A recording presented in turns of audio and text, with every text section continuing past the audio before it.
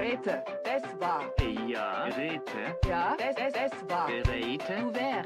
Hova, Sucher, Hova, Sucher, Hova, Sucher, wo wäre. Holzer. Heise, das war. Tuocha. Auwa. Heise, das war. Tuocha. Das ist soll, das ist soll. Berete. Bereite. Das ist soll. Das war Ja. Heise, Flickmann. das ist soll. Berete. Ja. Geboren. Das war Heise, das war Heise, Stürmer. Fischere. Ja. Jägere. Ja. Fischere. Jägere. Ja. Das ist soll, Streetes, Sassa. Auwa. Flickmann. Ja. Rete. Das war Flickmann. Bereite. Hey, ja. Ja. Rete. Das war Stürmer. Fischere. Ja. Jägere. Ja. Fischere. Jägere. Das war, das ist soll. Das war, Das ist soll.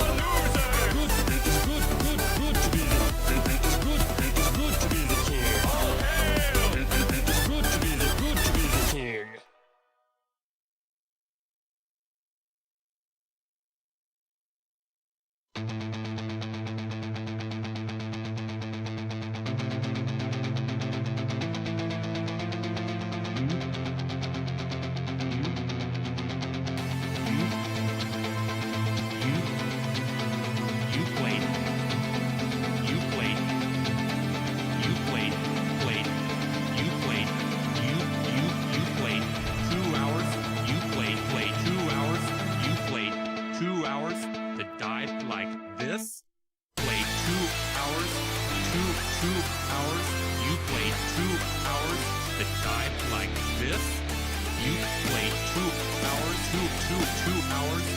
You play 2 hours to die like this.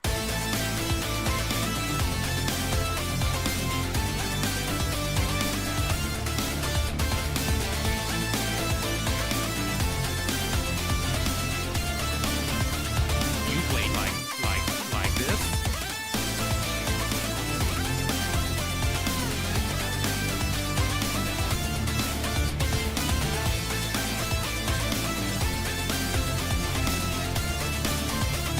You play 2 hours to die like this.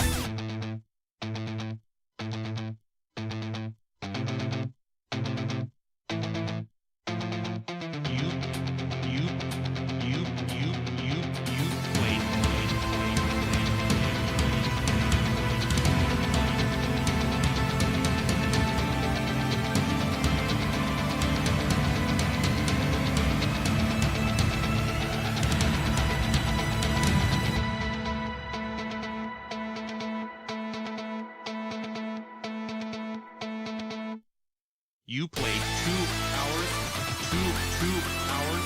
You played 2 hours that died like this.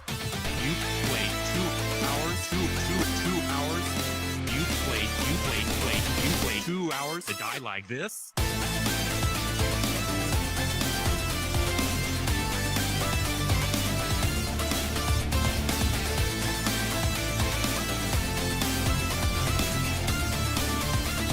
You played like this. You played 2 hours. You played 2 hours that died like this. You played 2 hours, 2 hours. You played 2 hours.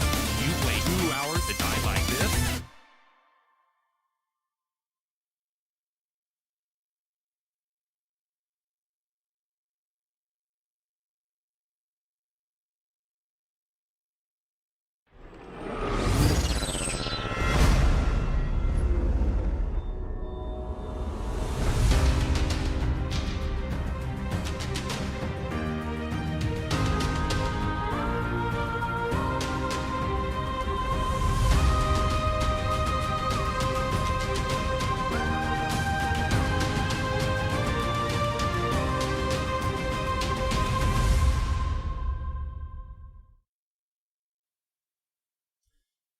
Hello. Welcome in, everybody. We've got quarterfinals of TTL. Nice to see you. We've got Sebastian Barles today. Only one set today, which is a bit of a bummer if you want more action, but we've got 3 tomorrow. So what are you going to do? Welcome in, Lord Pasta. What's up, Hamp? What's up, Saints? Hello, Chance on YouTube. Hello, Savage. Hello, Eric. Hello, NPC. What's up, Josh? Hello, Ace of Spades. Hello, Slarty. Gage, Ramalki. Dur Dave. Bill Vitus. Hello. Welcome in. Man, yesterday was a long day, man. Was there anyone who watched every second of yesterday's stream? Or like, not every second, but like pretty much was here the entire day? I have no way of gauging that. I just have to take your word for it. So you could say yes and I'll believe you. We had a lot of people watching. It meant a lot. I hope the casting was good. I felt like the casting was solid.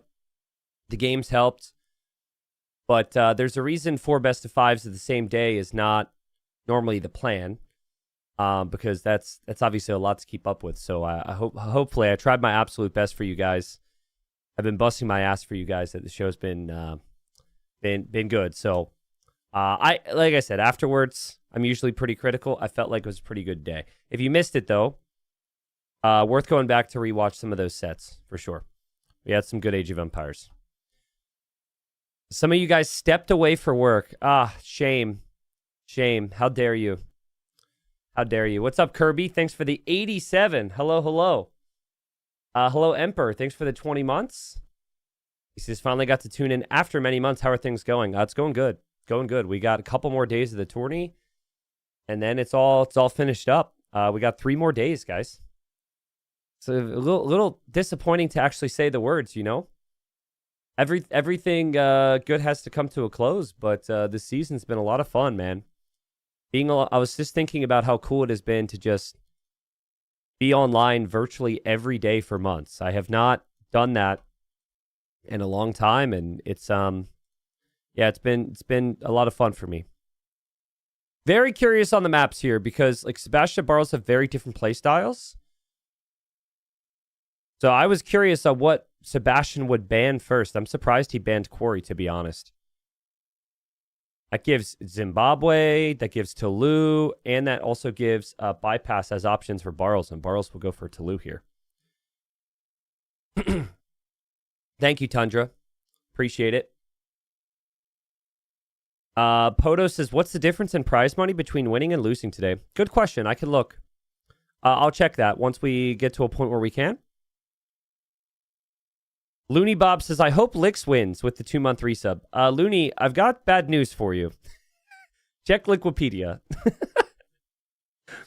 What's up, Squid? Thanks for the 14. For real, sorry I missed you. Thanks for the 25 months. Big Sebastian fan, all right. Oh, man, this is sick for this series. Look at these maps. So different, these styles. Tulu and Bypass, the more slow strategic maps. African River and Stranded. The more open, aggressive hybrid maps. It should be a really fun set. I'm going to assume that Sebastian will ban out Costa Rica. We'll probably end up with something like Slopes. Slopes, Valley, or like Reverse Acropolis. Mudflow, Monocle, one of those is game number 1. That's my guess anyways. Good morning, Bones says, am I late? Nope, you're not late. Right on time. We're just getting into it here. Hello, hello. What's up, Raptor? Thanks for 55. Sheesh. Thank you, Raptor. Yeah, bands flying in. Costa Rica bands. Zimbabwe bands. No big shockers here. Foulhearted says, does the audio have an echo or do you have 2 mics live? I'm going to assume you have 2 tabs up. And they are slightly out of sync from each other because no one else in chat is mentioning there's any issues. So you are accounting for 2 of the viewers I have right now because you got me open on 2 tabs. That's probably what that is. Okay, Monocle game 1. All right. Yeah, honestly, as far as the maps go, guys, it's a perfectly balanced draft for us. It's like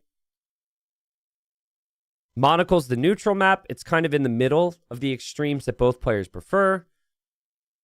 And then you've got Stranded and African River on Sebastian's side. He likes the adaptations. He wants to use the higher APM style. And then Barros is going for more like the late game style with Tulu and Bypass. I met a magician. Hello, thanks for the 15 months. This awesome league, T90, though I missed Loey the Legends. Looking forward to that in community games. Yeah, that's fair. I mean, it's been a break on all of that for months now. I'm with you. It'll be good to get back into a normal routine with other forms of content. So it's just funny how it works, right? Like when I'm doing community games and Loey the Legends, I enjoy that stuff. I enjoy my extra time to make videos. I have some special videos I haven't been able to make because of casting this event. So I enjoy that, but then I'm always like, man, I wish I could do like a badass event right now, you know? And I'm always planning for the next thing. And then badass event rolls around, and then I'm like, man, I wish I had more time for the other things. There's just not enough time. And also, the demand is there for it because you guys are freaking awesome. So, like, it's not like I don't have people ready for whatever idea I'm going to do. So I'm very lucky, man. I'm very lucky. What's up, Balcott? Thanks for the prime. Because if the demand wasn't there for it, then it's like, all right, well, then there's a reason for me to maybe skip those ideas. But no, I have fun with everything. So real quick look at the schedule, because I see some people asking questions. Again, my apologies if it's a little bit confusing. The goal was for the schedule to be very different for this season of TTL, but unfortunately, we tried our best and things are a little bit all over the place. Today, we just have this one best of 5. That's it. All right. So this one best of 5, Barros Sebastian, then we're done. Tomorrow, we do 3 best of 5s. Starting at 15 GMT, at least that's what's posted here. I think that's reasonable. We'll do 15 GMT start time, which is an hour before when we started today. We do ACCM Soto, then Lewis versus Leary, and then Hera versus the Viper. So that is all tomorrow, all live, 3 sets back to back, all right? Then Saturday, we do 2 best of 7s. Then Sunday, we do the 3rd place match in the final. So that's pretty much where we're at for those asking about the schedule. Now, if you have me muted and you didn't hear what I just said, that's kind of on you. It is on Liquipedia. It is also on the ageofempires.com events calendar, wink, wink, because I see World's Edge calendar guy is watching. But we also have, I think, the schedule command or calendar command. I mean, it's all posted there too. So but yeah, basically 1 set today, 3 sets tomorrow, semis on Saturday, and then we got the grand final on Sunday. And Crazy Awe says ads though, question mark. Yes, there will be ads. If you're not subscribed, it is possible you will see ads. I will run the ads in between games. All right. I'm sorry. I know they suck. I'm with you on that. But they are going to happen. So we're super close to some giveaways right now. Forgive me. I'm going to just pan away from the civs for half a second. Don't leave. Don't leave. Don't boycott. Okay, we might do the next giveaway today. 140-ish away. Pretty close. Maybe we'll give away some TTL mugs and t-shirts today. We'll see. We'll at least get there by Sunday, I'm hoping. Again, every resub, even if you're like already technically subscribed, right? And it's not boosting the overall channel sub count, every resub should count towards that. It all counts. So yeah, we'll get there. Hopefully do some giveaways. T90, when do you fly to London? Next week. Next week. I actually don't know the exact day, but my flights are booked, so I'm going. I'm a bit focused on just finishing this event first. That's future Tristan's problem, but I will be flying to London, yes. T90, are you favoring Sebastian in this matchup or Barles? I'm going to lean towards Sebastian here. I don't know what you guys typically think about in the shower. I think about Age of Empires, so I was thinking about the matchups and the styles and the meta and their performance in TTL before the stream. And I was thinking about how like Barles is very solid on closed maps. Like his preference is closed maps, but also he's capable on open maps. And then Sebastian, it's like his preference is the open maps, also solid on closed maps. And I just thought like if I had to give let's say they're both a 10 in their category. Like Barles is a 10 on closed maps and Sebastian's a 10 on open maps. I think Sebastian's like a 7 on closed maps. And I think Barles is like a 6.5 on open maps. Meaning, I think Sebastian's got that slightly better chance at like getting a win on one of the maps for Barles. But I mean, it's super close. I would say Sebastian's slight edge. And also, if Sebastian is better on every map that is open, there are technically 3 maps here which are a bit more open, like Monocle game number 1. Yeah, Monocle game 1, and then Stranded and African River is his home map. So like a 3-2 Sebastian, 3-1 Sebastian would feel reasonable to me. Yo, Vegan Bifrost, let's go. Thank you. We got a bit of a sub train rolling here. Thank you, guys. Persian's first pick. No Tupi ban. No Muisca ban. No Mapuche ban. Will we have those civs picked? There's a chance. I would say even Inca's not being banned. Incas could potentially be kind of dangerous in some of these maps. What's up, Farland? Says afternoon T90. Looking forward to a fantastic finish this weekend. Hey, thank you, man. Thank you. Hype's real. The interest is there. This is exactly what I want, guys. Thank you. Someone on YouTube says he calls us second-class citizens, us YouTube watchers, smiley face. I have never said that.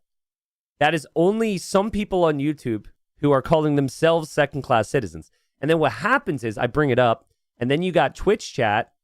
Twitch chat's like, true, they are. You know, Twitch chat's like, they're so self-aware over there on YouTube, right?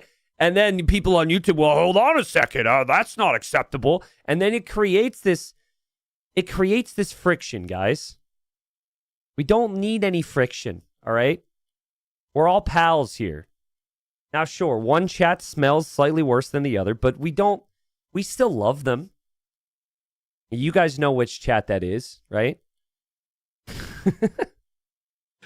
No, it's just all jokes, okay? Because one person might take my word seriously, I'm just clarifying. This is my attempt at joking. Ha. Funny. Sarcasm. It is so easy. We have the emote on Twitch, the one guy emote. It is so easy for me to get one guy. If I'm sarcastic about something with 5,000 viewers, you might have like one person who actually takes it seriously. And then I'm always like really worried, like, oh no, like, did they take that seriously? It could be such a mess. I had that happen the other day. I made what it, from my mind, was clearly a joke, and someone got a little upset, so. Guess that's the downside of not always just talking directly about the game, but I am who I am. We got Vikings, Mongols, Armenians, Turks for Barles. We've got Persians, Romans, Italians, and let's see if I can call out the picks here. I got to focus in here. I should have done this a bit earlier. I'm really looking at it now, thinking through process elimination. I'm not sure, to be honest. Yeah, Burmese, I would have never called Burmese. That's kind of interesting. I mean, Burmese could be really solid on bypass and Toulouse. But yeah, I never would have said that. I never would have said Celts either. Man, what a draft. That's what's fun with the best of fives, is you get all down to these civs we haven't seen played too much.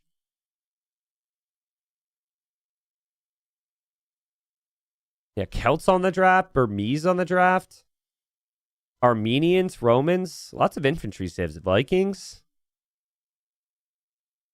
Honestly, for the mind games, I wouldn't mind picking up Tupi here. Okay, we got Wu from Barles.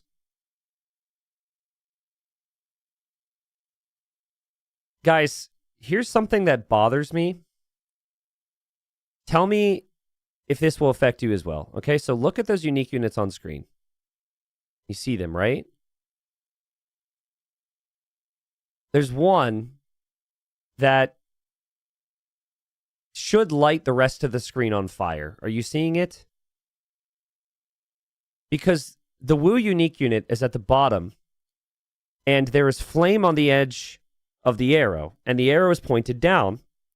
So the fire should, in theory, slowly rise up the arrow, catch the bow on fire, catch the fire archer on fire, and then the flames would rise upwards and catch everything else there, you know?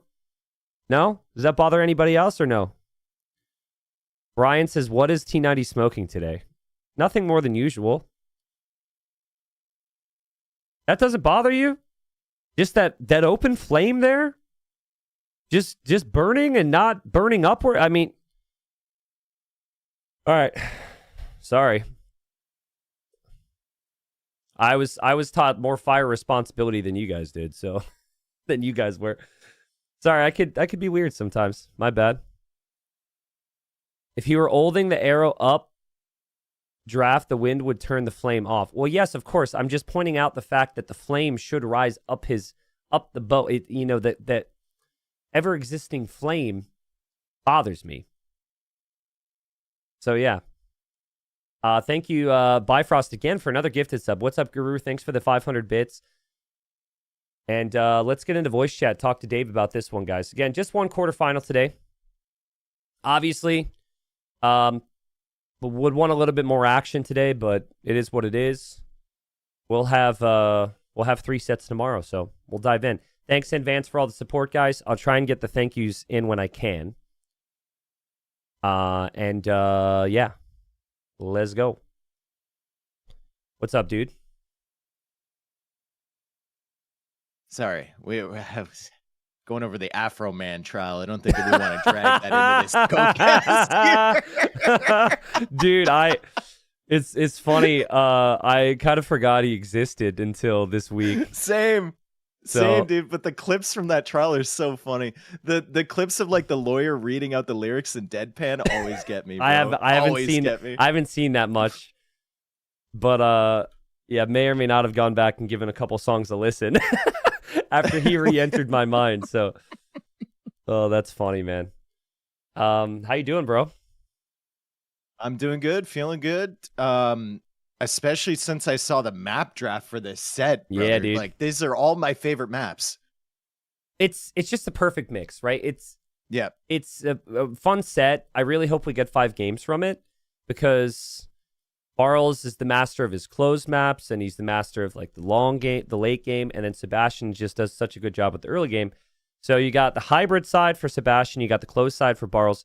This might be a set where that first map is super important. That neutral map, like whoever wins that might be the coin flip essentially on who wins. Well, and they usually draft, like this has been going on for a long time as people get better on drafts, but they usually draft like their neutral map pick first or second. Yeah. And I can see Romans and Mongols there, so I think that might give us an indication of what they want to pick here. Although Wu and Armenians are still interesting for Barles there. Celts is interesting. There's a lot of options, a lot of infantry-heavy civs there for Barles. We got Vikings, Armenians, Celts, Wu. Yeah, I think I also wonder, in theory, Mongols should be really insane on African River, but Mongols has been banned so much, we just never have seen them picked. So I just feel like for Barles, he needs to be able... I consider this like a 60-40 set for Sebastian. I think if Barles is going to win this set, he's got to take game number 1. You take game number 1, then you win your 2 home maps. Very realistic. I'm curious as well how like prepared Sebastian's going to be. Watching ACCM the other day, I think on Vinch's home map, he played Toulouse perfectly. Like it looked like it was his home map. It was amazing. It was incredible. Yeah, and he did it in like a yo kind of style as well. Like he went for the 2 TCs and then he started the siege push. Yeah. And Vinch was completely caught off guard. But like that was a completely different ACCM than what we saw against Sebastian. Yep. Like the Sebastian set looked like an ACCM that knew he was already basically locked in for the playoffs and didn't really care about getting first place. And then this one was like, okay, it's time to go. Yeah. And he just, even the first game, he made it look so close when it really shouldn't have been. Like he dragged that on for 40 minutes. Which one was the first game again? Seychelles. I forget. Seychelles. Oh, Seychelles. Yeah, yeah, Georgians. True. I love the fight. Rat King ACCM, bro. Like I love the cow. fight. He could have so easily tapped out like 20 minutes prior. And like the thing that got me about that game is he lost 2 villagers in a transport at the back of Barles' base, like avoidable. Yeah. If he had those alive, I think he might win that game. Yeah, just sneak Like, up, just rat mode some of the islands a little bit. Yes. Yeah. Dude, I like half hope we see it, and I half hope we don't see it. If we have 2 of like, you know, the peak players in our scene on that map with 2 evenly matched civilizations, we could have a Seychelles game go on for 3 hours and become a wood game. Yes. Because like, well, that one almost did. That one was becoming it, but I think the bonuses of the Italians were just so good for Vinch, and that's why Vinch was able to win it. But yeah, no, absolutely. Like, imagine a Koreans versus Italian situation. Like, game could go up forever. What about like Koreans versus Khitans, with Khitans having the, the middle area and they just can't do anything? You know? Yeah. Or actually Wu with Lu Xuans. I think that's a big play. Any civ, even Chinese, they get Lu Xuans. Any civ with good towers, and the Lu Xuans could be strong there too. But yeah, just pulling up their match history here. It's an interesting one because Barles has been around a lot longer than Sebastian at the high level. So if you look at the match history, they played once in 2021. Barles won 2-0. They played twice in tournaments in 2023. Barles won both those sets. But then 2025, Sebastian won 3-0 against Barles in the LY Cup qualifier, which is obviously pretty big. And then also he won 3-2 against Barles at Warlords. So I think, you know, recently Sebastian's been the hotter player, but Barles has looked really solid. So I think closed maps, there's no question. I want to see Barles be able to compete game number 1 and not just get steamrolled by Sebastian's aggression. But he should be able to, right? Because it's on Monocle. But like I said, Barles has some really good civs on his side for Monocle. Sebastian does have Romans though, which has been really, really popular. Yeah, I know Romans is huge. I would be shocked if Sebastian doesn't go for it there. I don't fully understand it, but the way it's been explained to me, and I'm sure people smarter than I can look into it, or people less lazy than I, but the 5% efficiency bonus has this massive snowball effect with the villagers on the fish. Yeah, with higher gather rate things, Yeah. So whatever it is, like that 5% seems to feel like, 20% increase. It just flies. So I think that's the big reason why. Obviously that and the Man-at-Arms. But we've seen, I think we will see the Man-at-Arms, but Romans also have such a good castle age, and the map never goes imp. So because it rarely goes imp, yeah, Romans feel like a no-brainer there. Mm-hmm. But I don't know, like, in theory, I could see Barl's going fast castle with Mongols. I just don't think, I think we're at the stage of the tournament where the level's so high that if you're trying to do some like cheeky fast castle stuff, the players should be able to punish you. Maybe I'm wrong. Yeah, and like with Mongols as well, you're going to go try and get that lame. But if you don't get the lame and you're still playing the same game plan against Romans, it's tough, dude. Yeah. He might try and subvert expectations, though. We saw Lewis was non-conventional civ picks for 3 straight games. Yeah, that's true.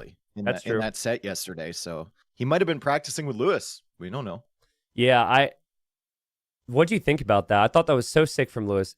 Hart is so good when he understands what's coming his way and when he matches you, right? He just out-executes you. And in every single game, Lewis did something slightly different. It was a masterclass in terms of I thought the strategy and civ picks from Lewis were really good. I also felt like Hart, you were saying he out executes you. I saw a lot of execution errors yesterday. Agreed. Hart, like unforced ones as well. Yeah. So it wasn't like Lewis pressuring him towards that, but still Lewis absolutely dominated that set. I think there was only like one moment in that set where Hart was actually ahead in any of those games. So that was super impressive. I think Hart's a big, he's a very streaky player. I bet you if you look at Hart's tournament results, you would see a lot of sweeps one way or the other. He either crushes 3-0 or he isn't there and he falls apart 0-3. The thing about him is he crushes like everyone but like 7 players in the scene or something. Yeah, exactly. So it's like Larry Viper, the same people that everyone gets crushed by. Throw Lewis onto the list now, but it's funny though. I remember MBL talking about Lewis and how he doesn't want to lose to him pre that Red Bull set. Yeah. And he's like, yeah, he's just the worst winner on the planet. He's like, he's horrible when he wins. I mean, this is also coming from MBL, so I know, but I don't know what the relationship is between Hart and Lewis. I think it's pretty good. It's pretty good. It's all banter, yeah. According to Leary, I think that one's gonna be living in Hart's head for a while. Yeah. Leary was like, "This is amazing for me." He's like, "Because I know them both really well, and either way, I get to kind of talk shit." And then now Leary gets to face the winner there. To be honest, though, I think Leary would much rather play Hart because he knows what Hart's going to bring to the table. Oh yeah, and now 100%. Lewis has shown that he could do some wild things there. So, anyways, they've launched this set here. Welcome in everybody. We've got 50 seconds till we're into game 1. I'm gonna go Sebastian here, as boring as that may be, because other people might guess him. I'm gonna say Sebastian like 3-1, 3-2 here. I think he's just too good right now. Feels like he's destined for a semifinal. All right, then let's get spicy. I'm gonna go Barles 3-1. I knew I liked you, dude. That's good. I like that. I'll take a hit for the team, but I actually think there's a chance. Like if he wins this first game, I think it's a really solid chance he wins 3-1. Yeah. Well, we've seen the matchup. Sebastian, inconsistent Sebastian fails against Barles' defense. Barles' defense is incredible. This first game is huge. Very rarely can we look at the maps and the player styles and say like the neutral map is this important. But already he's clearly opting for a different style with the civs, and we'll be in here. It should be good stuff, man. Change Barles to player 2. Absolutely, absolutely. Yep. Welcome in, everybody. We've got the first quarterfinal, and we've got Barles in the red playing as the Mongols. So I'd love to do the intro, but honestly, going to lame. he could go to lame. He doesn't have to walk that much further there to find Sebastian's boar. Close. He's so close. Sebastian should take that in really early, but he can't see it yet. Is it something we saw, I think, second week of group stage, where someone brought a villager forward? The boars are right there, but everyone thinks about the shorefish. Unfortunate for Barrows, man. There's another one. And he just immediately goes for it. The scout is right there from Sebastian. Oh, no, dude. If he had gone for the other one, it would have been fine, and there's no way Sebastian gives this one up, right? He's got the villager right here. Barles trying to be sneaky with it, going to the other side. Boar's still chasing. Does Barles send a villager forward? Sebastian stalls it out. Beautiful. And now you failed the lame with Mongols, so you're just worse than Romans. We just talked about this, right? It's like, will Barles go crazy in the first game, try and do something different? He tries it. Sebastian gets fortunate there, I think, but Sebastian's scout was around. He wasn't pushing on all of his deer, and he gets the job done there. So there is a lot of hunt for the Mongols that's available here. So you can move to the outside, find some deer, plus the deer in the middle. But Romans, 5% greater efficiency, and the map's dominated by the shorefish, which is very strong with that bonus. So, yeah, so far so good for Sebastian. I mean, the stupid thing from Barles' POV there is if Sebastian was like 5 seconds later with that scout, he gets that home. Yeah. Right? He doesn't really see that at all, doesn't have time with the villager. But the good thing from Sebastian's point of view is that he decided to scout the front side of his base first. 100%. Instead of like pushing in the deer or whatever. So when you're up against Mongols, you automatically look that way. You look for both of your boars. You try and bring them in early. And you try and stop that from happening, which you did. It can seem so... It could seem like Sebastian got lucky, but as you said, he did the right things there. And I'm sure he had to look at the draft, and he got a feel for it too. A reminder, you don't know what your opponent's civ is until you are in the game, and the scout was on his board like 30 seconds in. So yeah, like really soon. And the Mongols get extended line of sight, so they can find your boars faster than you can. Yeah, this is a really tough map to start off, because like sometimes you start off a high pressure set, and you have some time to ease into it. But you start off here. No, you're into it right away. Like, it's immediate battle. I like what Barles is doing on the back here. He's essentially saving the extra deer right next to his TC and just pushing in the deer from the outside. Yeah. Could have stacked them up to try and push in two there, but I think that's not so consistent in a tournament set. Just going to go one at a time, and then he's going to keep those 4 over there. And they're like close enough to the TC that if he's panicking or making military or having to micro somewhere else, he can just send his villagers out there. He doesn't lose that much efficiency doing that. Now, there's still another thing here that has to be in the back of Sebastian's mind, because there's a bit of precedent. We've seen people go fast castle with Mongols here. That was mainly in Gold League, but that was something Doubt really liked to do. And if there's one unit that's amazing against... Well, no, if there's 2 units that's amazing against infantry, one would be the Steppe Lancer, which Mongols have. The other one would be Cav Archer, which Mongols have too. So that's not going to be the case for Barles, but that is something that could be on Sebastian's mind at the moment. Sebastian should have just picked Persians and douched here, dude. That'll happen in the community tourney, bro. Somebody, I think Orlu brought up yesterday. Go ahead. I think on this map, it's actually like the problem is space, right? But if you can like luck into some good space and you're up against Romans and you really don't feel like you have a good civ matchup against that, just douching really with any civ, regardless, yeah, could be an option. Yeah, it could be an option. Because everyone goes super light on wood, they go really heavy on food, and they go up super fast. So yeah, UTC drop, it could be dangerous. Ornlu brought up how funny it would be if someone transport TC dropped on Coast Arena. Like, someone just shows up, TC drop behind, forces them to the middle. I think it'd be pretty bad at a high level, but it'd be even funnier when their transport dies 2 tiles away from being able to drop off the vills. That would be hilarious. Barles hasn't been able to scout too much because he has a weak scout. And Sebastian will see the barracks. Could be like, it's probably timing for a drush, but with Mongols, it could just be there so that Barles could go up and then make the range or something. So Barles went no loom up, which is risky, but he does have loom in queue. So I think he'll have loom in time. Yeah. And yeah, you're right. Sebastian doesn't see this. I think there's at least like a 25-30% chance that Barles is just Sebastian simply might going go- fast castle. Sebastian might go under the TC. No, he's going through the houses. Okay, that's nice. Paths around that. The Drush is coming in at the back. Sorry, Men-at-Arms coming in at the back. Barles still being very sneaky. Sebastian is going for that tower. Will he have the quick walls down in time? What's the Men-at-Arms timing looking like? It's a little bit too late. It's a little too late here. Yeah, honestly, a couple small details there from Barles that I really liked here. First off, that quick wall is not easy to do. Second, he attacked with his scout. I know he's lost it, but he just wanted to distract Sebastian to see if he was able to pay attention to both things. And third, he also didn't engage and lose his army there underneath the tower. But he's got to be careful. The multitasking is still going to be difficult. And so far, both players, as you might expect in a quarterfinal like this, have been able to play with excellent damage control. Yeah, and you can see the results of, like, the Mongols bonus. They're keeping pace with the Romans in terms of res collected. But that's going to start to fall off here as that 5% takes full effect. And we have, I think we have more on fish for... Yeah, we have one more on fish for Sebastian right now. This would be interesting. Something to think about. If you ever have an opportunity here to breathe, getting 2 villagers on stone on the outside can be so nice because they're going to want additional towers.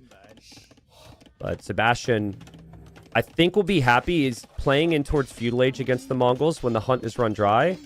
So he's happy with that. He hasn't had to worry about any fast castling or anything. And like we said, I think if Sebastian is playing the same style as the opponent, there's few players better at executing than him. So this should be exactly what he wants to start the series. Yeah, and he knows that his eco is just going to be better from this point forward. As long as he keeps the villager production up, as long as he doesn't have any excess villager idle time, like, he's going to scale 5% better than Barles is. And Barles will just be trying to match whatever he's doing. He can also go for that second infantry armor if they are having big engagements in the middle. That really helps against the archers as well. Yeah, I like the confidence there from Barles. Just sees one archer, tries to take whatever opportunity he can find. But good micro from Sebastian. Sebastian's got fletching on the way. He's actually going in for that archer. He almost gets it there. Man, a lot of micro there. Both players really sending it there. These are tiny little advantages, right?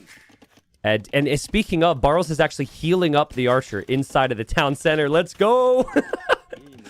That's funny. I do kind of like the consistency of Barles' eco. He already has 5 farms down. Yeah. It might seem pointless to drop farms when you have all the, like, fast resources from the fish. You can see Sebastian sending more villagers out there. But if you ever get pushed off that area, it's nice to have a fallback plan. And farms are just so comfortable to have at the back. So I like that investment already from Barles. I think I really like it if you then push your opponent off of the fish, right? Like, if you do this and then it stays as is, then it becomes problematic. Barles was late to fletching, but he's able to hold for now, and the man-at-arms are going to go forward. And that's just not an area Sebastian's thinking of defending right now. Ooh. He pulls away, though. He notices really soon. Barles causing some idle time. Idle time is good as long as you don't throw your men-at-arms. He's throwing his men-at-arms. Tristan? Yep, he's throwing his men-at-arms. He is, but weirdly enough, that's some idle time, and I actually really like the defense there, too. He didn't have any man-at-arms there. He only had a couple archers. He didn't lose the archers. He went skirms in front, archers behind, which isn't easy to do there. But, again, we're counting villagers on shorefish now, and this is where there's a pretty extreme difference. There's 15 on shorefish versus 6. It is going to be a market for Barles, though, so he might actually be onto something. Maybe you just overmine gold and buy the food here. Yeah, maybe. And then go into what, like... Lancers. You can't really play... I mean, step Lancers are going to be tough, because you're going to run out of farming space, and you need a lot of food. Yeah. Lancers, I don't hate cav archers if the skirmishers aren't already out on the field. That's going to be the problem. Yeah. I like the sneakiness from Barles here. If he sends his full army, it's probably a throw.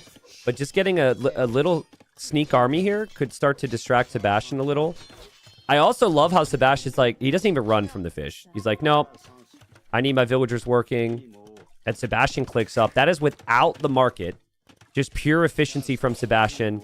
And Sebastian confidently chasing down the army. And Barl's hoping to click up, but still just doesn't have the res yet. Yeah, this amount of skirmishers is really going to push Barles away from that cav archer idea. And we'll know whether he wants to go cav archers by the amount he sends on gold. Remember, there's only 4 tiles of gold in the base. Yeah, yeah. So if you're going cav archers long term, you're really going to struggle because they require a ton of gold income. Just double checking the scouting here. Barles, you're not going to have a lot of time to think. You're going to need gold. You need to see gold. There is that 1 gold on the outside. There's some stone there too. So that's actually nice. Sometimes players who lose their scout as early don't know about some of the resources out there. Yeah. But it's Sebastian's resource. I'm still surprised. I keep looking at the resources collected, expecting it to scale better for Sebastian. But his food count's still looking very healthy right now and still has all the mills up on the shorefish. And I've seen, dude, I see this all the time, and it makes me question gather rates because, especially in Hera sets, right? Someone will be out taking all this free food, faster gather rate, etc. Hera's just farming, and his res collected is higher. Right now, obviously, there's little pieces to this, like better efficiency on wood lines, less idle time with villagers or whatever. But it's remarkably consistent. Even though the food gather rate is slower for farms, it just seems like it works, right? And well, Barles is ahead by 500 res collected. It can be very much a player thing, right? And the thing we have to remember is if Barles can actually get to the hill on Sebastian's side, Sebastian does not have any towers there now in important areas. So, whereas Barles, I mean, I guess his main base is about to look pretty exposed with the woodline, but it's actually pretty adaptable here. Does he just go 1 TC and then step lancers? Apparently not. He's just bought stone, so I think he's thinking about a Lead second skirm, TC. Camel? I mean, you're expecting knights from the opponent, so camels make sense. You both have range units, so upgrading your skirms makes sense. I don't know. I find camels, unless you're Hindustanis or something, or Saracens, I find that it could be really awkward to win games with at high-level AoE because they're so useless in all scenarios but attacking the enemy knights. And they're also, in my opinion, like just not good in a choke point situation, like in the middle here. Yeah. But I like what Barles is doing. He's defending in key areas. He's got the archer and the camel to the top, which Sebastian's just going to be annoyed by. And another tiny detail which might eventually pay off. He's simply patrolling the man-at-arms and the archers in the back. And yeah, he's bringing us to the top here. This is the issue with Sebastian's strat, is he is just exposed right now. Here come the men-at-arms back. Sebastian doesn't notice this. He's losing some vills on the fish. He's trying to get vills from Barles, and he's going to get 1, I believe. There's not enough room in that tower. Might get a couple more. Yeah, Barles is defending, and Barles is doing so much damage back here. Sebastian does not know. Dude, Barles barely even knew he was getting the value because his camel wasn't attacking the entire time. So both players really distracted. Sebastian's telling himself he's winning the game with this. But yes, Sebastian, look at your base, bro. Look at your base. Look at that. Dude, he has no farming eco. Like, this is pretty much his food eco, and it's all dying. The player disconnected at the back, bro. His controller ran out of battery. What the hell? Oh my god, he finally pulls them away, but like that's 6 villager kills. Yeah. That's massive. Yeah, there's also a bunch of weak ones. These man-at-arms are coming back for more, dude. And Barles should obviously has recognized that. So any losses he's taking is somewhat acceptable. But this is why you farm. Just in the off chance that that moment happens, you have some additional food eco. The thing that is so insane with Sebastian, though, even when his eco is in situations where I think it should be in ruins, somehow he's always producing military. Like, how does he end up with 9 knights, 12 skirmishers? How does he have these numbers versus, like, 7 skirms, 2 camels for Barles? I just don't understand it. He just doesn't take free losses, right? And then he doesn't, a lot of times he doesn't get greedy with the second town center. Yeah, yeah. Where we see players fall into that trap where they're gonna have to cut production to try and make vills, and Sebastian just doesn't do that. He only adds it once he's comfortable. His micro is he's so gonna good maybe too. kill some vills here too. He's sniping the camels with the skirms, getting some damage. Has a ton of knights. 3 more knights looping around from the north as well. And this is a devastating position on Barles' economy. And on this hill. Mainly the gold at the moment for Barles. The gold and the woodline. He's got 15 villagers inside the town center. If you would have asked me 2 minutes ago when I saw Sebastian kind of AFK mode losing his eco, I would have thought that this game would go on for a while. But now it's like If you're Barles feels like he's out of options. Barles, you gotta send that knight forward to the fish. Yeah, It's not doing any good back here. Like you saw how much damage you got with the last one. He's gonna lose some villagers here, but that knight's not doing anything for this army. Even those camels aren't really doing anything against that. You gotta send him forward, and I think it's a little bit too late, right? Like Sebastian's gonna see this army coming to the middle, and he's gonna be able to defend against it, and he'll be watching his villagers at the back. Smothering pressure from Sebastian. Just smothering pressure. He had issues at home, but he never hesitated on the front. And yeah, the worker efficiency stat is going to be dipping big time for Barles. And we should mention Barles does have the second TC on the outside. He is on stone. And if you get to Mangadai in this matchup, it's insanely strong. But he would need the castle now. And even still, he's got so much to deal with here. And this is now the state of the game as well, where I think Sebastian could easily boom. Like his eco is actually looking very nice. Lots of food. If he just says 1 TC, though, he wins this, right? Yeah, siege. 1 TC, siege here. siege workshop? Yeah, agreed. Or maybe even like pikemen, just first armor upgrade. Yeah, I don't hate just adding in a couple monks with your knights, and then the camels can never engage, right? So, but yeah, siege workshop would feel nice. It feels like he is trending towards bigger economy. You see horse collar, so he will farm. I saw him collecting stones, so I think his plan is a TC, and yeah, he'll TC on the back. So no siege, but I mean, Barles has got issues here, man. His farms are super idle. He's dropping a tower there, which is just He's finally going for the raid. Big losses from Sebastian incoming if Barles notices this. Ooh. And he does. The villagers are so weak here. They're so weak. If Barles can just fortify up and make towers, which he's made more than anyone this season, maybe this starts to get questionable for Sebastian, and Sebastian spends a lot of his time Look at the food dealing with the raids. Sebastian. Yeah. It's horrible. At the same time, I don't know, is one tower enough? With one tower with just fletching, by the way, no bodkin, is that enough to defend the gold? Sebastian will clear the camels. Sebastian still got 31 military. 13 villagers behind. So that's... If Barles can do that one more time, like send something to the north, which he doesn't know about, that could be really nice. And Sebastian hasn't found that second TC either. Yeah. I mean, I love the fight from Barles. First off, you should fight because it's the quarterfinals and you have to get the nerves out of your system. But also... You've also killed a bunch of ills. Yeah, you killed a bunch of ills, and then also you should remember that the score is likely a lot of scouting from Sebastian. That auto scout is moving there, and even if players know, sometimes they lose confidence based on the score, but that's probably adding an extra 500 score for Sebastian at the moment. 21 knights, though, dude. 21 knights, and Sebastian just manages his poor food economy by sending more villagers to the fish. Yeah. It's a risk, but it's a risk you got to take because you know your opponent is really struggling as well and probably can't afford military either, right? Like, if Barles had been producing knights here and had 4 or 5 knights and sent them to the north there, we could see a complete collapse of Sebastian's eco. You're right, though. If Sebastian had siege, this is game over. He just needs to push the main base. He seems pretty content to just recover his vill losses now. But Barles is still saving up for the castle. He technically has the time here, right? The vill count's there. He has the market. Buy it and build it right in front of your TC. Yeah, I before mean, this you're gets running worse. on a timer here because he's just waiting. From Barles' POV, like, there should be siege here. Yeah, I think he'd probably be surprised there's no siege follow-up. And he's just waiting for the siege. He's trying to get a little greedy with the castle. He finally has enough stone, and he puts it at the backside of his TC because he does not feel confident at all putting it at the front. And it's probably a good decision because this is a lot of military. No, that's a great decision. I would always delete my forward 2 farms and build a castle there, but there's a very good chance Sebastian just sees it and fights anyways because there's not enough army there from Barles. So, and also, this castle position better protects the fish behind. So now you can recover some food eco all of a sudden. I mean, a little bit. If those knights just go a little to the south, with the +2 armor, they can rip through all of those vills, and they can just ignore those 5 monks there. I don't know. There's a part of me that'd be a little bit worried if you're Sebastian.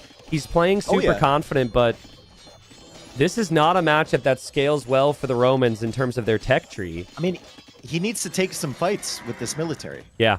Right? Right now, he's just chilling. He's trying to get his eco back on track. He thinks Barl's eco, because he didn't see that second TC early, he probably thinks that Barl's eco is, you know, on par with him, or maybe 10 villagers ahead, not 16. How much of this is just he sees he's got a 1,300 score lead and thinks he's even with Vils? Maybe. Like, this score lead could actually hurt you if you're Sebastian now, because you don't feel you have to be aggressive. There's a tower for Barls over there. Yeah. There's not enough here for Barls to protect. Like, if those knights come in, they can just sit under these TCs. They can kill all those villagers under that tower. I don't think he needs to be too nervous about it. Let's see if he backs away. Devotion would be a good tech too. But if you have 28 knights, who cares if you give up 4? I would just fight. Exactly. Like, but players don't think like that. They don't want to give any advantages to their opponent, and monks can scare them off. Well, I mean, also there's a case of, like, you give them 4 knights and those knights turn around and go to your fish. Yeah, true. And then you're like, why did I give him the knights, you know? Yeah, I think Sebastian's gearing up to attack the town center. He's not seeing any military from Barls whatsoever. He's got +2 armor. The monks as well. Oh, and there he goes. That's so good from Sebastian. The skirms are waiting for the monks. The monks are out of position. Well, the monks can't fight because the skirms are there. And now the monks will come over just to go after the knights. Barls is doing his best to repair. The skirms will run over to take the monks. The monks might actually have to keep running and get into the TC, weirdly enough, if they want to save themselves here. No, they're dead. There's not enough room in that TC. He didn't get a single knight. No. Sick play from Sebastian. Running cover with the skirms. Look at all those bodies. And he's just sitting under this TC with +2 armor. He knows he's going to kill a ton of villagers here, even if he loses all of his knights. He's got 4 TCs behind now, producing, and he's finally starting to drop some farms. Sebastian said, why would I add siege when I have knights? But seriously, though, 1 ram, and you probably have a lot more knights surviving here. He's lost 11 knights, 12 knights now to the TC. Barls is desperately repairing, but I don't think he has enough time to repair. If he repairs, the villagers will get shot by the skirms. Imagine being that villager they send out to repair. It's like, no, you'll be fine, dude. You'll be fine, bro. Here's a hammer. Here's a helmet. Let's go. Oh, dude. I mean, that's why they keep taking turns, which at least is the fair way to do it. All the monks are dead as well. Tower from Barls. Honestly, killing 17 knights with a town center is not too bad. He still did some counter damage. Mangadai found a couple villager kills, it seems, but, like, Good, it's just been nonstop slaughter here. Good defense from Sebastian to keep some skirms back there to deal with the Mangadai as well. But he had, like, what, 5 skirms before, and now he's got 20. It's insane just how quickly Sebastian gets his military units out. And he's queuing up more knights, and he's got farms everywhere now as well, so... After all is said and done, Barls does have the castle up. He's got 79 villagers against 72. Eco upgrades are even until that second wood upgrade comes in. He's behind on res collected significantly, but he has potential for mobility, and mobility kind of destroys Romans as you get later on in the game. I think the issue is... It's not just knights now. There's skirms again, so now you need to wait. You need to go like back into camels or lancers or something like that. Look at the idle time for Barls. We've got a 39-minute game. Barls has had 3 hours and 15 minutes of idle time just because of how idle he's been in and out of these towers and town centers. He loses the Mangadai to the TC. Oh, that's his counter raid right there. Should have gone to the fish. I don't think he's expecting anything there, right? He's not expecting the TC he died to, but there's actually another TC there as well. And Sebastian is going for a 5th town center as he's raiding Barls.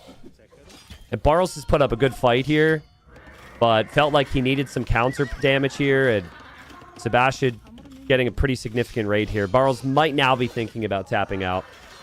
Yep. I mean, he's cleared the knights. I think he can manage skirms. Skirm knight is a problem. He's cleared it with the castle. More skirms are coming in from the other side with monks. He can't really access the fish at all. Still no stone income at all for Barls at the moment, so towers and castles are going to be really tough. And he's microing one Magnet. Yeah, I'm glad you saw that. Shots, like. Well, he's got a lot of time to focus on that because he's literally nothing else at the moment. Yeah, he just doesn't have the food eco.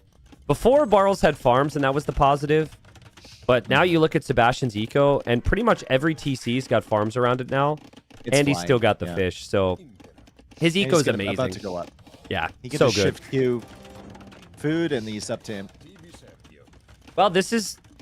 We said the styles for the upcoming maps, very different. We have the closed maps for Barls, the open hybrid maps for Sebastian. It's clear to me that Barls felt he needed extremes here, right? Like the lane. That lane was a huge start to the game. And ever since early feudal, Sebastian's looked more than comfortable. Outposts around the map for Sebastian. Sebastian just doesn't lose from these positions. We've seen him beat amazing players. Last season in TTL, I think everyone forgets this. The player that took Hera closest to defeat was Sebastian. Sebastian lost 3-2 to Hera, and that fifth game was really, really close. And then I think Hera, swept the finals or something. So, he's really good player. I have seen Barls come back from similar positions like this where you think there's no way, and he rats his way back. But not against a guy like Sebastian that's just going to keep pushing him. Like, if I saw it 2 games in a row in Warlords against Nikov, where he was completely dead. Yep. And then he rat his way back with towers. But this one seems to be done. I think this is a GG on imp type of territory here for Barls. What I love about Sebastian is he has the lead and he just keeps it. Like, he doesn't have to... He's like, all right, I don't need to do that one thing to kill you right now. I'm going to outpost everywhere. He thinks, how can I lose this game? And then he addresses those concerns. And the main thing would be surprise or vision. So, yeah, fixing that everywhere he goes. And it makes sense for Barls not to tap because he hasn't taken any significant damage over the last few moments. Because Sebastian has taken his foot off the gas, but... No, I'm with you. I think if it's not on imp, it's when the first trebs come out and you start to lose your castle. That's when you're kind of forced to call it quits here. Kablooey. Nope. I never said kablooey in my life, but there we go. GG. Well Sebastian, played. 1-0. Perfect game. Yeah, seriously. I honestly felt like Barls also had a really good game. And I hope that's not the storyline for Barls if he loses this quarterfinal. Like, you had a great game, says your dad to you after you get crushed in the sports game. But no, the counterattacks kept him in this game. That was really smart. Yes. The random knights and the man-at-arms, that kept him in the game. But when Sebastian is on, and he's clearly on, you have to fight him straight up. And that's what he failed to do. So, something to keep in mind. I think Barls is not going to be able to just play these little counterattacks against Sebastian's style. Luckily, the next maps are very different than that one, though. So, credit to Sebastian for kind of neutralizing Barls' options as well. Like, he massed a lot of skirms in Feudal Age, and Barls was probably looking at that like, okay, I can't go Cavalry. Yeah. So what do I have to do? I have to go like defensive, stable, and elite skirm. And then once you do that, Sebastian's feeling really comfortable because whatever raid damage he takes, he can trade off if he's just making night skirm. Yeah, I agree. I think I can't help but think back to the lane because typically the Mongols, they have the hunt lead and that results in the res collected always being ahead for them. But in that situation, there's a very easy comeback condition in terms of the eco for the Romans. So Barls picked Mongols second. Like that was, it didn't feel like a second pick because he didn't get the lane. He didn't get the early advantages he wanted. So I think he needs... Well, at least you lost against Romans on that map. You didn't lose against some like Pepega Civ or something. Yeah, some like six pick, some Civ that Sebastian didn't care about. Yeah.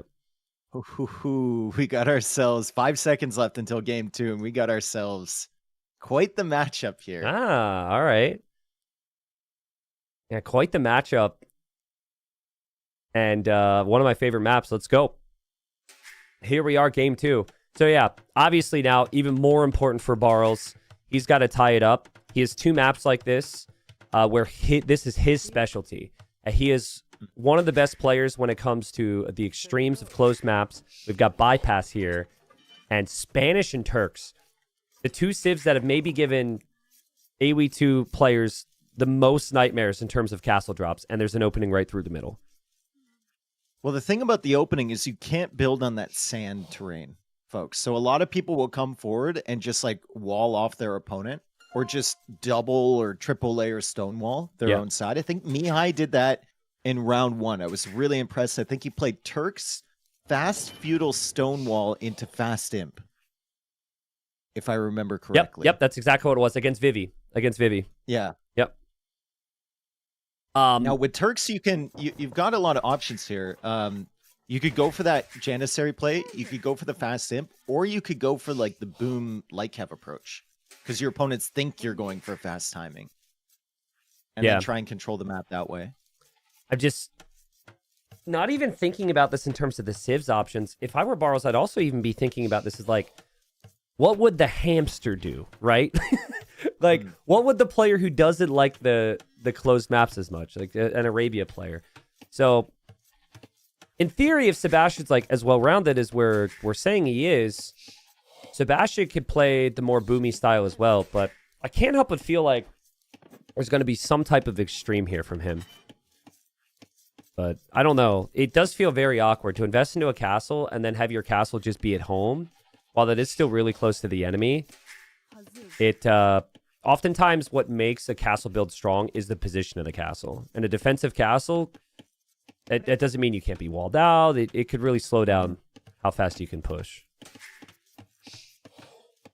So who do you think is going to be the aggressor this game? It's going to be Sebastian again? I think Barles will brace himself for impact. I think he will wait for whatever pressure is going to come in. That's his style. I'm still debating on what Sebastian would want to do here. I'm also just waiting to see how many villagers he puts on wood and stuff to get a feel for his build. I don't really know.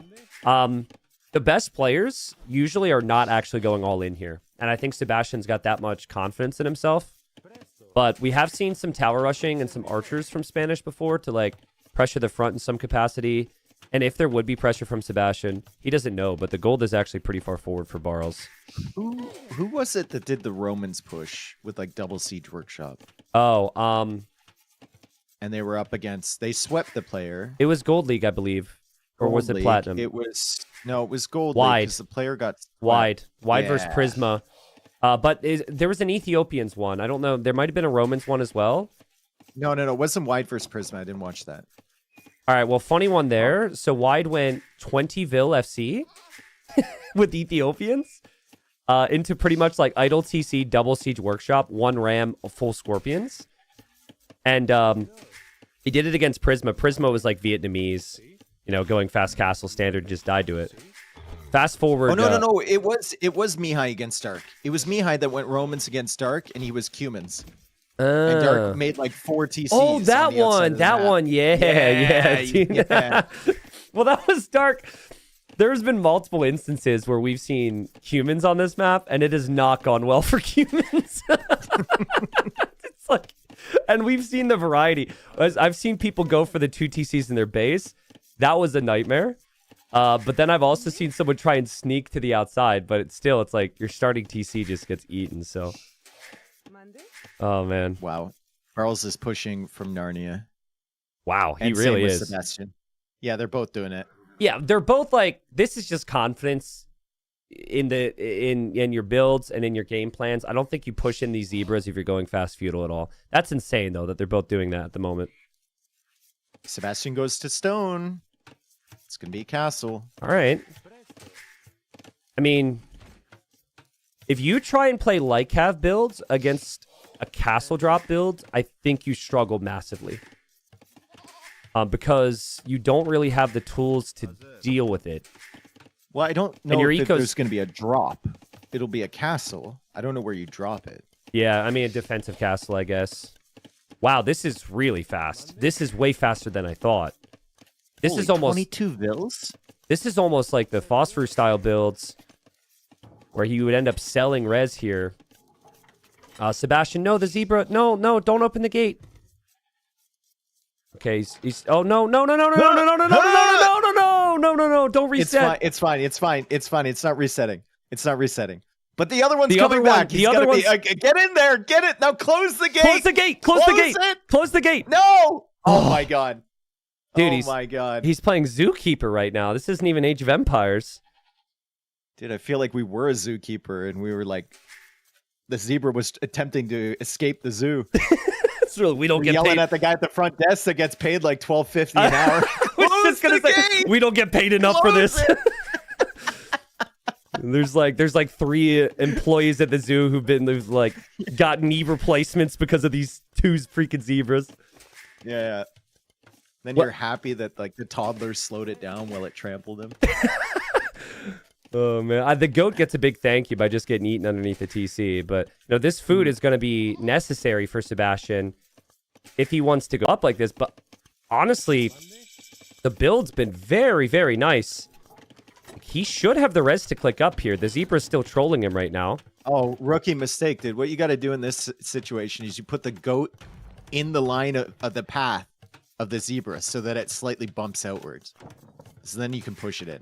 Well, you say that. They made a change, dude. The animals get stuck on wood lines and walls and edges very of map dumb. and stuff, and it's Yeah, really very annoying. dumb.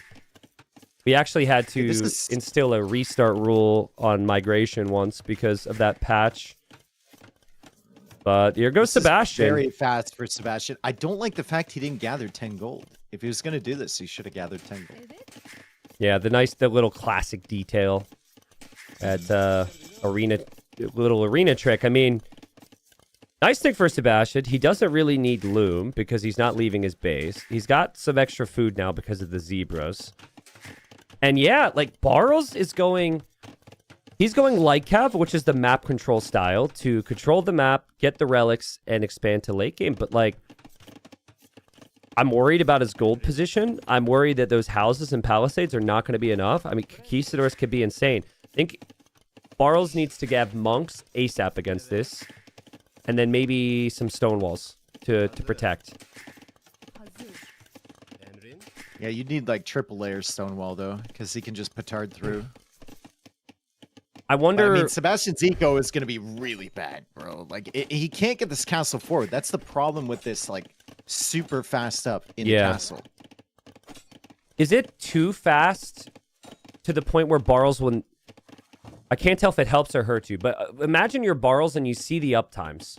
Are you expecting a castle drop is even possible, or do you think it's just straight boom or something? I think he'll know. I think Barles could pull off this build. Okay.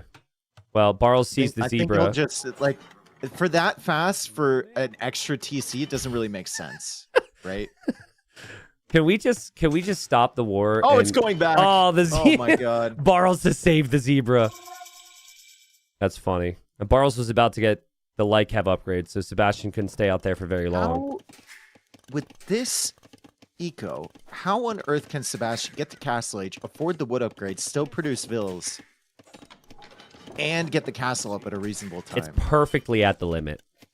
That's so good. This is the limit. I think you go any faster and you have issues. Well, I mean, he's still at 10 seconds of idle TC, but at the end of the day, that's not that much. That's acceptable. Light cav upgrade will come in a moment here for Barles. Is gonna put it at Sebastian the going back. castle in the back? Yeah, he he's gonna delete- put it at the back. Ooh, And he shows him. He says, hey, what's up? push me. Well, a couple things on this. First off, you show your opponent, which doesn't seem great. But also, I kind of like it because you could still push the middle. Like, the conquistadors don't have to go to the outside. They just can. It also protects you on the outside if you get pushed for later. I don't know, though. I think it gives Barles a lot of time to make decisions. And now Barles knows you're on a castle, knows you'll have a worse economy, and can kind of take the next 2 minutes to brace himself for whatever pressure could come. Yeah, and he's got a TC going up on stone as well. So if he wants more stone for like stone walls through the middle, I think that's going to be really important. Yeah. Conquistador is already coming out here. It does also make the distance to the outside of Barles' base a little bit closer for Sebastian to put the castle at the back. So there's a lot of versatility there. The problem for me is that he showed that to Barles so quickly. Mm-hmm. So True. Barles has like the extra 2 minutes to get ready. I think my instincts would tell me Sebastian will go outside with the conchs. But Barles has showed a lot of willingness to go for guard tower defense, so maybe that explains the town center on the stone. The Conquistador did attack the house there. Actually, did it hit anything? I can't even tell if it connected. Barles killed the scout. Nice. It's kind of a weird detail. I think Sebastian tried to hit a house to set off the attack signal, and it missed. Because I'm not seeing any HP missed on the walls No, there. it missed. I watched it. It missed. Okay. Yeah, it 100% missed. Now Barles is going for the stone walls. If the conch was there, he could stop this and Yeah. make life a little bit more difficult. But it's not. And the conchs are just going to the outside, where, I mean, Sebastian is Whiff. assuming there's going to be Miss. some relics being collected, but Barles is not going for the monastery here. But Sebastian will, and Sebastian's going to go for the new missionaries, which can now pick up the relics. Conquistadors could also protect the stones and golds on the sides. So Sebastian could get the relics, and he could go for TCs on the sides. He is actually going for a town center right there on the gold. If Barles were to see that, that could be 3 villager kills, because there's no loom. But Barles he doesn't see it. He's just more focused on the relics. And yeah, Conquistadors go attack the house again. There they actually hit. Barles already has the stone walls, and there's the Good loom missionary timing. with the relic. Yeah, really good loom timing. I think the university was kind of for guard tower at this point. It definitely was. Might want to, or guard tower or ballistics maybe. Yeah, for Barles, he's just thinking, my eco has got to be way better than his. Investing into a couple towers is not going to slow me down that much. Honestly, though, I think that tower is a little unnecessary. But it's easy to overreact against Conquistadors. I feel like... I mean, I think that tower just... Because the TC can't range some of the spots that the conchs can sit to idle your stone. Yeah. So I think that tower is just comfort, right? Yeah, and I'm okay with that. I think where Turks are most dangerous is early Imperial Age, fighting through the middle on this map. I think Mihai maybe had it wrong the other day, choosing to play through the outside. So if Barles agrees with that statement, he's like, go ahead, take the relics. I'll try and deny the relics as long as possible, kill a couple missionaries, but I'm going to go imp and push the middle. And I don't think Sebastian's necessarily prepared when that day comes. Yeah, and if Sebastian wants to apply pressure to Barles' superior eco, he's going to have to do it from the outside. So that university, getting the tower up already, getting ballistics, and then eventually getting guard towers, means that, like, he can't push as forward as he might want to. And he can't just blindly come in with the conchs either. Yeah, I mean, the relics will come in eventually for Sebastian, in theory. But there's still the occasional Lycav roaming around for Barles. I already saw him kill one missionary earlier, so he fully understands the situation. I'm a little surprised to see ballistics now, to be honest.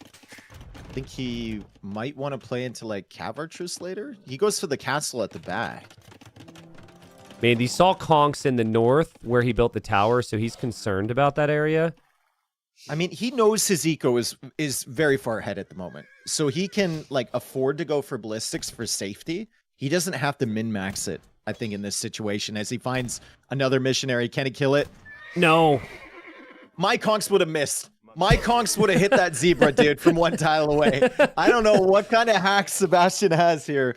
Mine would have absolutely whiffed on that light cav. I mean, if that's not a missionary, that obviously is a relic laying on the ground. So now Sebastian can get the value from that relic, get the other relic. Pretty soon it'll be 4. Town center's on the outside, where he's actually making use of some of the food as well. And that could be relic number 5. So, yeah, clock is officially starting to tick here for Barles. He's ahead, but he has to prep for damage. And as we say Going cav archer. Sebastian is going to start to stonewall the middle, which feels perfect time. Like, we're right at the point where Barles could be on the way to imp, or Barles could be making military. I like cav archer, though. Yeah. I think it's hard to compete with the gunpowder, the Conquistador, but also the mobility of the Conquistador is half the reason it's so strong, and cav archers can at least match that. Dude, these missionaries look like an old lady driving. Has it got, like, her head below the steering wheel as he's trying to carry that relic back? Honestly, I can kind of see it. Do I turn here? Also, if you ever catch a missionary running perfectly north, I'm very childish, but it kind of looks like the donkey ears are the ears of the monk on the missionary. Just wait for it. You call him a monk, you call him a missionary. I guess he's the missionary on a donkey. But you have to see the missionary going perfectly north, and then you'll see what I'm talking about. All right, I'm not paying attention to the game at all. Only this. It's really awkward. He's not going to go to the north again. Oh. The directions, you'll know when you see it, all right? You'll know when you see it. It's like one of those, it's like the gamer girl headphones with the little cat ears on them. I'm a little disappointed that I immediately knew what you were talking about, but yes. Sorry, gamer headphones. There could be guys out there that have those as well. Yes, it's true. Honestly, if you wore one of those headphones, that's exactly what it would look like, because we'd have the bald head and the headphones. So, anyways, okay, Conquistador carried away. Yeah, Conquistador sniped the Cav archers. I guess that was just some expensive scouting there from Barles, but I mean, he's taking some damage on the gold back here. He's gonna bring the Cav archers in to clear this. He is on the way to Imp, but to be honest, there's been a lot of moves from Barles, which feels like he's a little worried and shaky. How do you hit that? How do you hit that shot? Bro, you need to have a therapy session where you just like kill things with conquistadors, because you clearly are very traumatized by the inaccuracy. I have like hundreds of clips of watching a conch from one tile away whiff by 6 tiles. It's funny what bothers you. Like for you, it's the conchs. For me, it's zebras getting stuck on wood lines. Oh man, it tilts me so much. Watching Sebastian have to delete a piece of his wall when the zebra was stuck earlier really bothered me. Yeah, but you're trying to min-max your build and stuff like that. I'm just trying to, do what the unit was intended to do from a reasonable distance. Yes, conquistadors are so underpowered. It's so horrible. They never kill anything. They are when they miss. How are the imp timings so close here? Holy cow. Well, that's what I'm driving at here, right? Like, Barles is making Cav Archer, which is wood and gold. And he did have the superior eco. But it's actually been pretty nice from Sebastian. He gets the relics. He has some of the outside locked down. And, well, I guess here comes Barles. I was wrong. Barles is not going to push middle. Barles is actually going to push the right side here with the CA. Whiff, miss, hit. Barles is going aggressive with this castle, and Sebastian has seen it a long way because of the outposts. And the micro from Sebastian's with the missionary there is actually very nice because it gave his conch some extra opportunities for hits. I don't know about this, man. That's just 4 Cav archers. He just shot the zebra. Isn't in as well, and you can tell they've been missing a lot. Bracers coming in. There's a defensive castle from Sebastian. He'll send his conchs forward to try and deny that if he can. Final wood upgraded coming in for Barles, so hyper efficient eco for him. Yeah. As long as he gets the castle up, it's fine. He wants to pressure the outside. He wants instant bombard cannons. He will drop the siege workshops behind this. Castle's up. Should also make a treb. And so Barles knows he's on the clock, so to speak. He knows that the 5 relics are going to be a problem, but he also knows there's so much stone and gold on the outside to lock down. So the problem I see here for Sebastian is a transition if he wants to make one, right? So it's going to take him time to get into Cavalier. Barles has been making Cav Archers for a long time. He's fully on wood gold composition. And Sebastian will need to drop stables. He will need to get the blacksmith upgrades. He's going to need to get potentially paladin at some point, although that's very expensive. I think there is, the next few minutes, an opportunity for Barles to push this all back. I think Barles needs to see these stables, because I would be thinking more conquistadors, or I would be thinking skirms or something, right? Skirms, exactly. Yeah. He could technically see those 2 knights in there. Does he see it? He sees the sees stables. it. Yeah. He sees 3. Very strong Camel argument. Immediately. Yeah, I was going to say very strong argument to go heavy camel immediately. That's what Barles will do. And also, you need to wall here. Barles is really good at that, but walling in front of the bombard cannons is the key. You can't have the Cavalier sniping your bombard cannons or your trebs here. He didn't see many Cavalier there. And he sees a couple chasing after him, so he knows that the final armor upgrade is just now in. I think you actually kind of want those Cavalier to come in at this point. If you keep the Cav Archers near. Yeah, but that's a big if. Not if the Cav Archers are leaving, though. Oh, Burles, bad timing there. Sometimes you just try and do too much, right? That's an example where I think you leave your cav archers there. It's a better situation. You just build one gate or two, and it's a better situation. But what a swing. The siege will go down for Barles. Sebastian's castle is actually going to stand, and Barles will lose his castle. That's horrible for Barles. Barles just needed less clicks there. Like, if these Cavalier come in to charge your bomber cannons, even without a wall in front, if the cav archers are there, he's just fed you the majority of his Cavalier army. And you probably don't lose the Treb as well. But now you lose everything. You lose the castle, you lose the siege, and Sebastian feels free to try and clear this area up. Also, the other thing for Barles is he really does not have a lot on gold at the moment. He doesn't have the side golds, or he's never been able to mine any of it, and he has no relics. And for Sebastian, he now can freely make conquistadors again. He's still taking golden stone on this side. And the one thing which is super cool from him, he's got vision everywhere. So he can actually see that Barles is starting to come to the north with a bombard tower, which I like. But what I don't like for Barles is the lack of structure to the situation now. It feels like he's trying to, like, take a risk to get to the north. He has no TC there. He can't push the south. And this is all leading up towards better options for Sebastian. Sebastian can go Halb, he can go Skirm, he can go Elite Conquistador or Paladin. Finally, Thumb Ring, man. That would have helped so much for these cav archers. They're not heavy cav archer. They still have 50% accuracy, right? It helps on the fire rate as well. Yeah, but those camels... And the camels only have the first armor upgrade, so they just get ripped through. It's a problem when you try and combine expensive tech options, is it just takes so much time to get them fully upgraded, because none of the upgrades apply to the other. And Sebastian will kill more bombard cannons. I mean, how many bombard cannons has Barles lost here? He still only has 15 cav archers, and he's only got 6 camels now. He will hit a wall with resources soon. He's almost out of gold, and gold in the north isn't really even locked down with town centers yet. Town center just now going up. There's a bombard tower there with some cav archers. Barles walls in the villagers. Smart. Smart. But here come the Trebs in the south. Lot of stables up now for Barles, but only 6 camels and still only that first armor upgrade. He's struggling. I think a player in Sebastian's position, or other players in Sebastian's position, would maybe have canceled some of these Cavalier in queue and clicked the Paladin upgrade. Because you've definitely got a window here where you can fight the camels and the cav archers before they're both fully upgraded if you have only Paladin. But he wants the numbers because he wants to continue to pressure the north. And whoa, that is a really long distance shot there from the bombard tower. Yeah, Sebastian will deny the north with the castle. Beautiful. Still no heavy cav archer. Still no second armor on the camels. It's coming in right now. The timings that Barles was building up towards this game was the push where he lost the bomber cannons and the Trebs.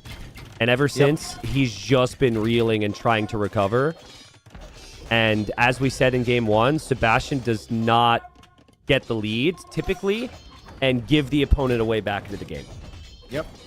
And if you see your opponents like massing into cavalry, I think you just have to play with patience there, right? Because you're like your comp you're building up towards is going to be able to beat that, and you're going to get there faster than he is if you save your siege. The problem is the situation doesn't allow for patience because you need to push the golds because you have no relics and you're running out of golds. It's part of why I felt, imagine you just ignore the sides. Like maybe Hussar raid the sides, but then you just go right through the heart of Sebastian's eco. Like right into that food eco. Maybe that's not worth it, but it would have made life a little bit simpler for Barles. He wouldn't have ever needed to take the risk with the bomber cannons. And Sebastian was never expecting that. Paladin. Yeah, Paladin. The Spanish have a crazy late game. They can go for their own bombard towers. They have fully upgraded trash with halbs and skirms. And then obviously the Paladin upgrade. Sebastian sees the Hussars here. The raids will come in for Barles, or so he tries. Good quick wall. Wow. Oh my goodness. That's so good. And Barles has to back away. On that note, though, I think you need to stonewall that. Too many players are allowing that path. Just stonewall and gate behind your castle. There should be no way through for those Hussars. We're going to be looking at this game and looking back at that moment where he sniped all the siege. If the castle goes down from Sebastian, Barles owns this area. Barles owns this area and then could easily just deny the north with the tower or two that he had. Like, the only reason Sebastian gained the north when he did, it was because he already locked down the south. This is why a lot of people get those relics, because the relics also pay off for you. And here's Sebastian with Paladin. Not an easy choke point to engage into. This is maybe the best fight that Barles could ask for. Still no heavy CA for Barles, but he is up on the hill. Still only 10 attack from those cav archers, and it's 7 pierce armor from the paladins. The paladins just so strong. I mean, it's a unit that can fight multiple types of units here. Cav archer and camel should be very good against this, but Barles has never been able to get the numbers. Most of the army in the meat shield there was just hussar, which cannot compete with the paladin. And Dave, there's bombard cannons in these siege workshops that will just eject once the siege workshops go down, and the paladin should be able to feast. The trebs are getting sniped though, so that's good. And the bombard tower's got a couple kills, but yeah, bombard cannons will go down. I mean, where's the gold for Barles, right? And now his woodline is exposed to the conks. He's forced to go for a bombard tower there to defend. Yep. But GG comes in from Barles. To me, all comes back. I don't have an issue with the strategy from Barles. I think it would have worked for sure. Just all comes back to Sebastian sniping that siege for free. Agreed. He lost like 4 Cavalier doing that. Barles just got a little bit impatient. He moved with the cav archers for a second. He didn't wall off his siege, and game over. 2 gates, or sorry, 1 gate and a wall, and or just stand ground on your CA. CA. Yeah, just Yep. And it's easy for us to say from up here, but some at the highest level, everyone wants to do. They want to do a lot at once, and there are the rare situations where you just need to keep it simple. As Michael Scott once said, "Keep it simple, stupid." Not calling Barles stupid, not trying to be disrespectful. It's a quote from his show, but yeah, he didn't simplify his approach there. Sebastian wasn't anywhere near Paladin at that point, right? So if he loses the castle, gets pushed off the golds, he probably never gets to Paladin. He might lose his stables as a result, and all of his stables were over here. But my feeling was Sebastian's like, for however good Barles is on open maps, I think Sebastian is like 1 or 2 points higher on closed maps. That was still really nice build. The castle position, the confidence, right? To actually boom into late game against Barles was amazing. And Sebastian was trying to do this. Like, he was trying to go Cavalier to snipe the siege and get a timing advantage, right? Yeah. He knows if it's a stalemate situation, Barles comp clears his until he can eventually get into something else, right? If he can get into conks or whatever behind that, but it's going to take him some time. And then Barles just enabled him to get that push with the cavalry because he didn't take those extra steps. It's frustrating for Barles because it's not like he didn't have the information. He got the information. We know he saw it because he clicked heavy camel as a result of seeing the stables. And still he didn't think that Sebastian could run in there. Right? So 6 to 8 units sniping that. I hope it doesn't affect his mindset too much because now he needs 3 wins. But yeah, could easily be very tilting. I'm sorry. Have you seen the Civ that Barles has gone for? Armenians. Are we about to see a masterpiece? Armenians on Toulouse? Is there is there a matchup here that he's going for, or is he going to go? I mean, they don't feel you have a good eco, right? You've got something to pick up the relics on the outside. The mule carts will help you chop through faster, and you can shift for the resources. And then in the late game, your navy in the center is insane if you want to control the map. But no bombard cannon, no siege ram. Not really the Civ that I would look to as the ideal late game Civ. Boom into Farador's champions and just spam. Maybe. I'd love to see champ v champ battle here because it's going to be Burmese for. Look at his other Civs. Maybe what was he had an option to go Armenians on Monocle and play longswords, and then Mongols here, and obviously we saw how that turned out. So maybe he doesn't have any other options unless he wanted to play Celts. Celts have their own weaknesses, perhaps. Yes. Sorry, I think they forgot to put Regicide on, so we have to restart. That's nice. Yeah, that's wrong, he says. Sebastian said, wait a sec. Yeah. It's actually a really big deal here because without it's not like we can play on without the king because it also changes the resources they start with. So yeah.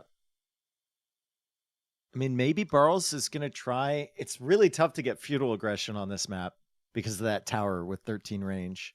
And it's easy to wall up, but... Okay, so there was a build... There was a build I saw in Silver League, I think. Now, it was mainly the best with Aztecs because Aztecs start with 50 gold. So you could get Loom, which other civs could not right away. And then you could, like, Vil rush their Vils in the middle. This is before the fishing ship garrison thing. But Stark went, like, 19 pop, man-at-arms, archers on the outside. And if the opponent walled, and we're going fast castle, the man-at-arms and archers would kill them. So I'm wondering, maybe you can actually play Feudal Age Longsword here and just pressure the walls, which would mean that the base spawn is important. Sometimes the base is like 5 tiles away from the wood line. Sometimes it's like 12 tiles away from the wood line. I just speculating. I really don't know otherwise. Maybe you can chop through early and then stonewall your opponent out like on Chaos Pit.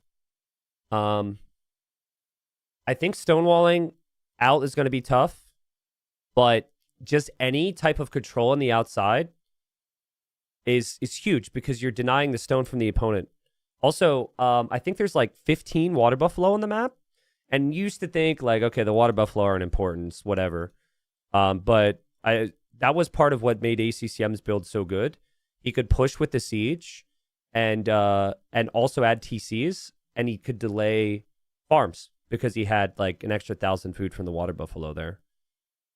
So Sebastian gets a bit of extra time because of that restart to start thinking about Armenians. But I mean, we probably doing the same thing as us. Yeah. Like, wait, what? Like, what is, he might be hurt a little bit by the extra time to think because he doesn't know what's going on. There's definitely, I definitely think there's thinking too much about it. And I think when you're up 2-0 and you have a game plan with Sebastian, you just have to circle back to like, I'm just going to do what I'm going to do. And if he masterpieces, it beats me, whatever. We lost a game. We're already up 2-1. Funny story, though. So I played some games with Stone, Please, who is one of the most prepared players for this season of TTL. He'll be Platinum next year. And we played a couple Toulouse games, and he's just stomping me. I'm trying everything, just crushing me. I won once because I had... so I'm like, I castle dropped his base. I'm YOLO 1 TC, and he's defending from it or whatever.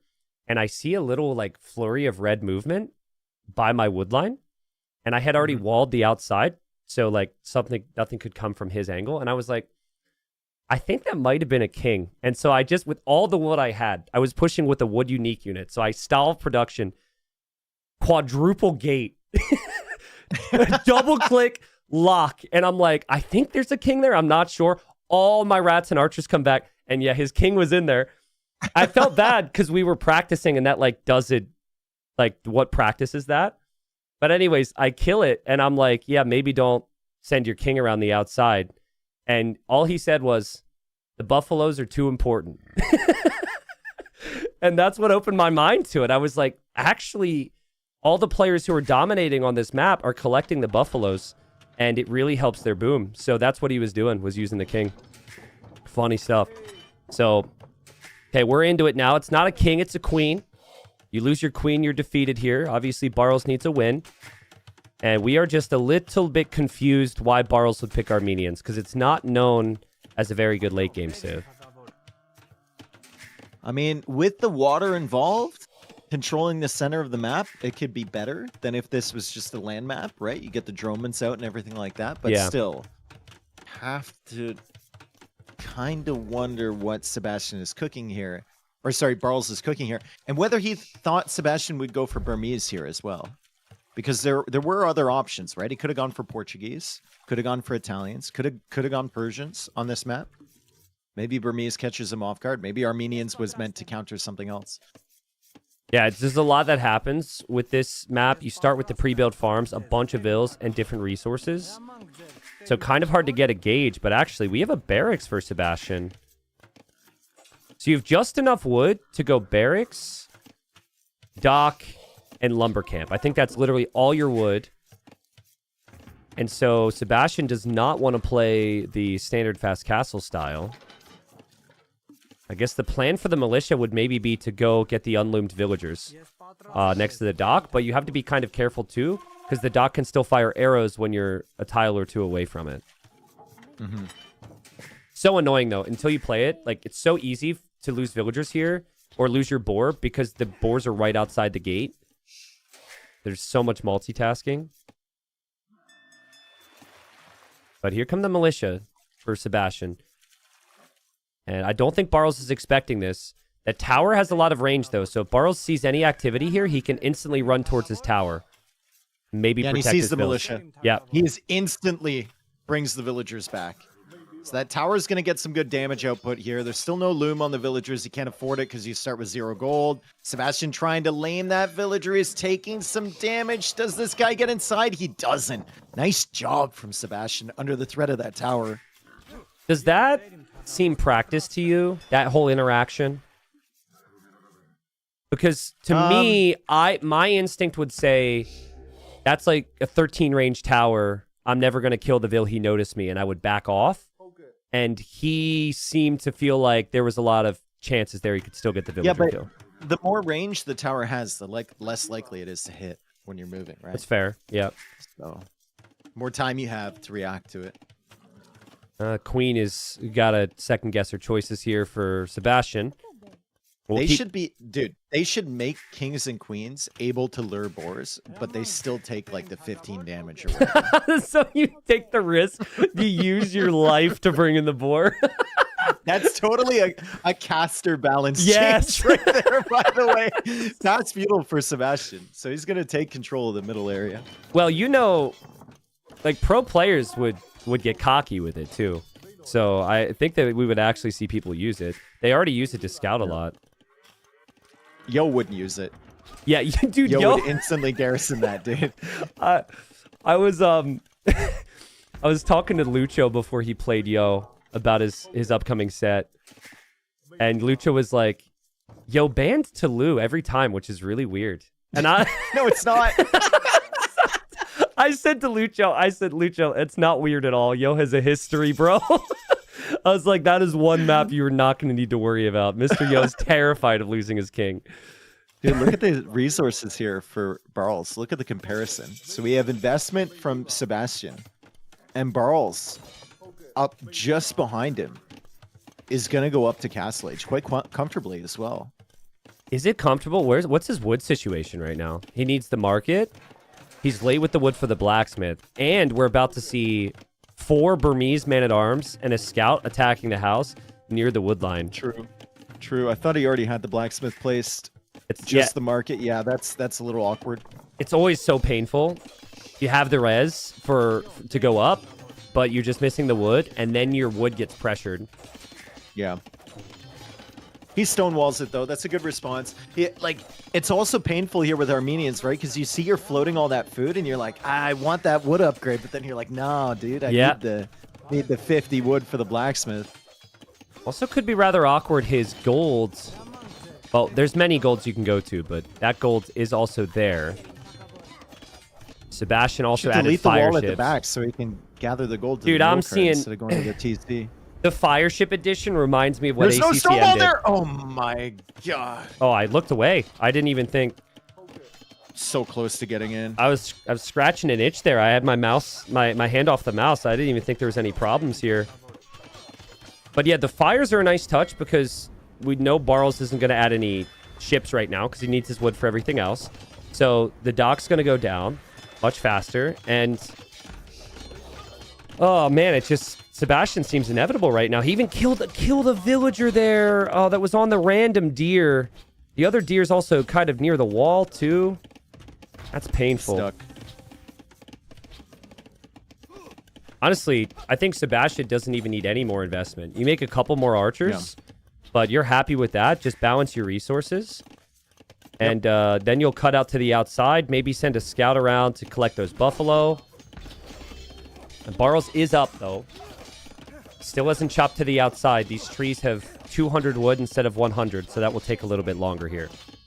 Look at the res collected advantage here for Sebastian. A lot of idle time for Barles, plus the fish, plus the instant wood upgrade for Burmese. If this is game number 1, do you think Barles is a bit sharper?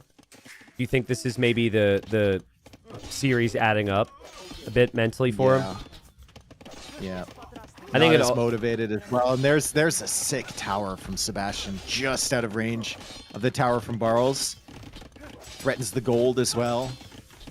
Barles will be forced into like a fortified church to push that back potentially. Yeah, I mean, momentum is so critical in AoE. In the game, but also in the set.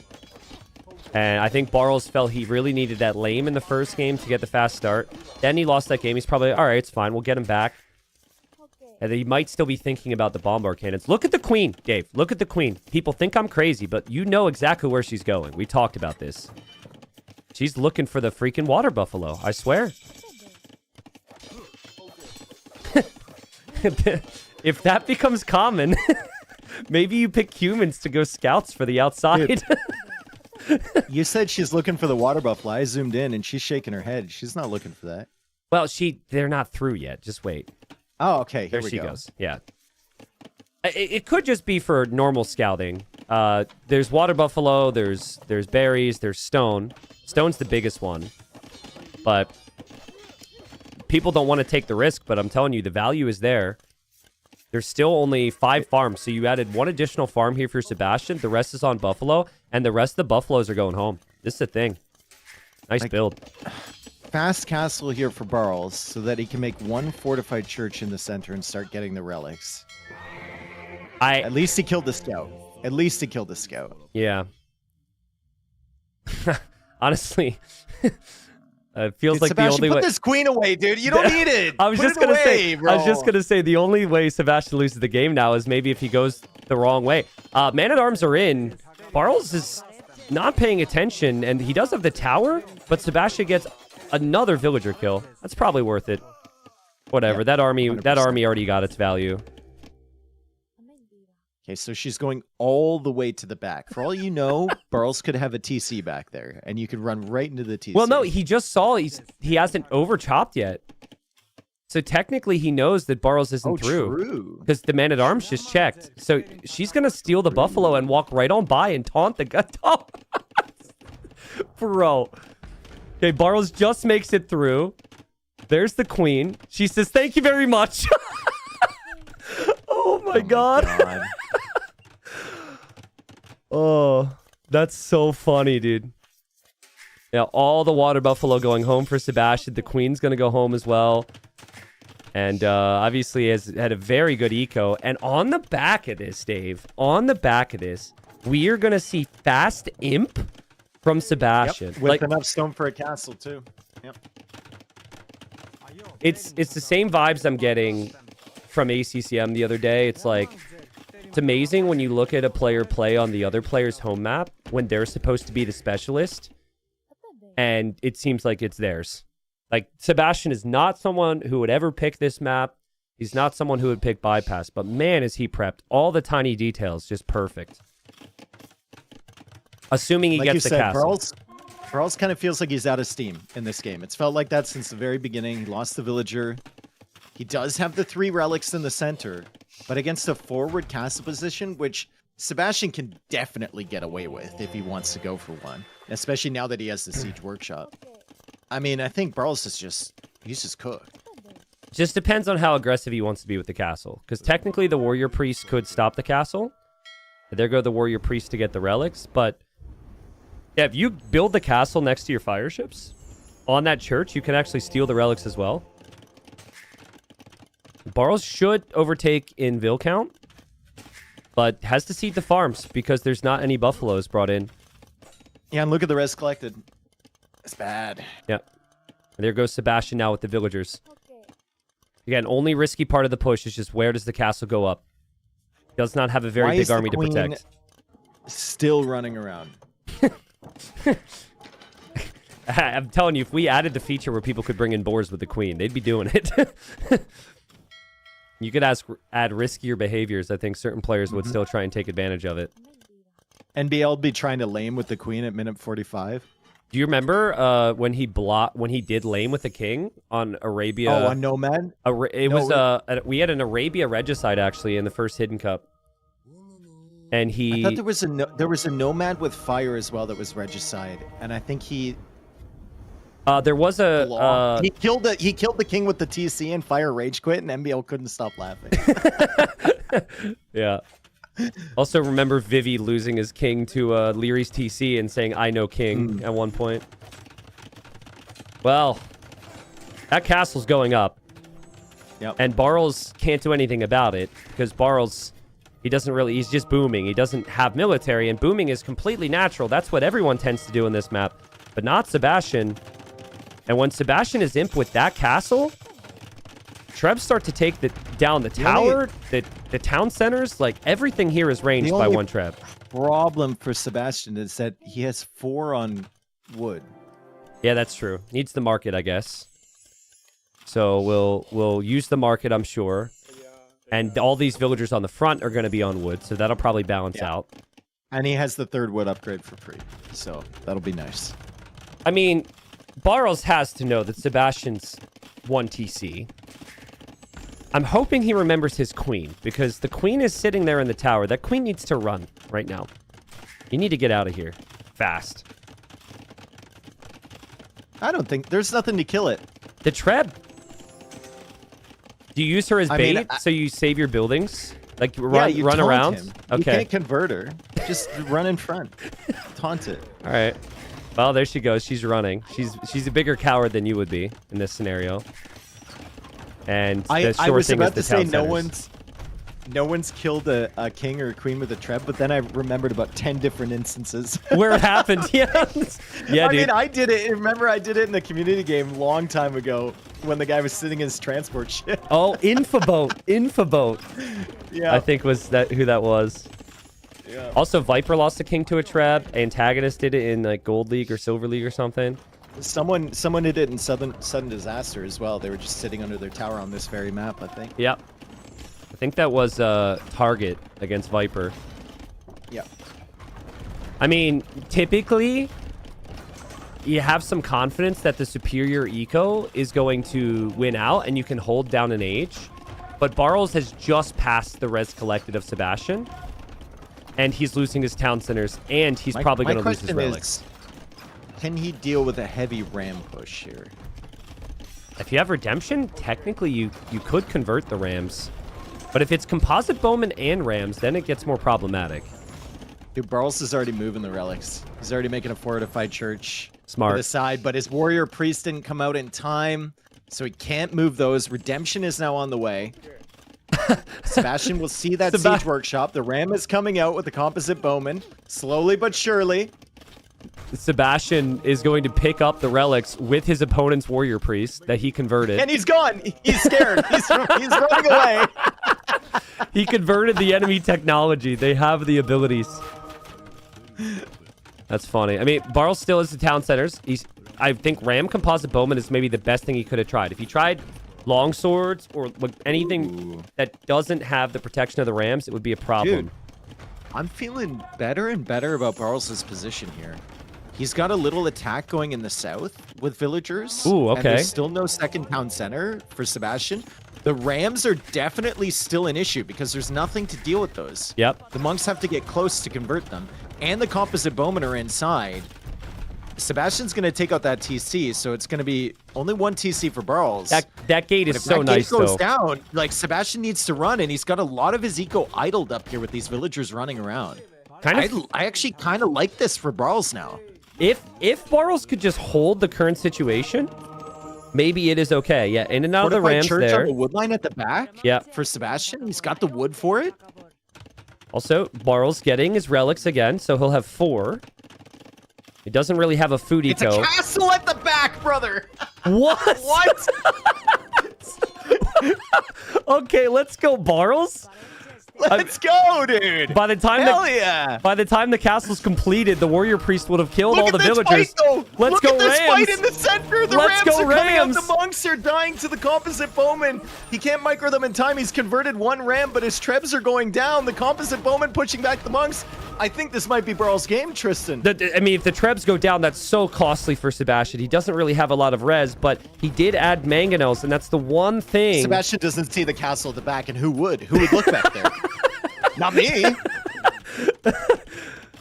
I mean, you know how it goes, right? When you're playing monks, you can't look anywhere else.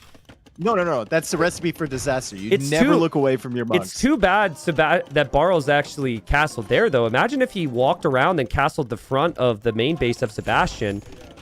He could have maybe got away with that and also got the warrior priest kills.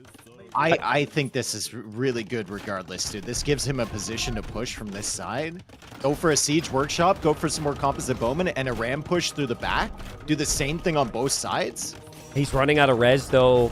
I'm worried because that's a lot of monks from Sebastian, and now there's mangonels to flatten the rams, and the rams are so slow. It's not like it's infantry inside.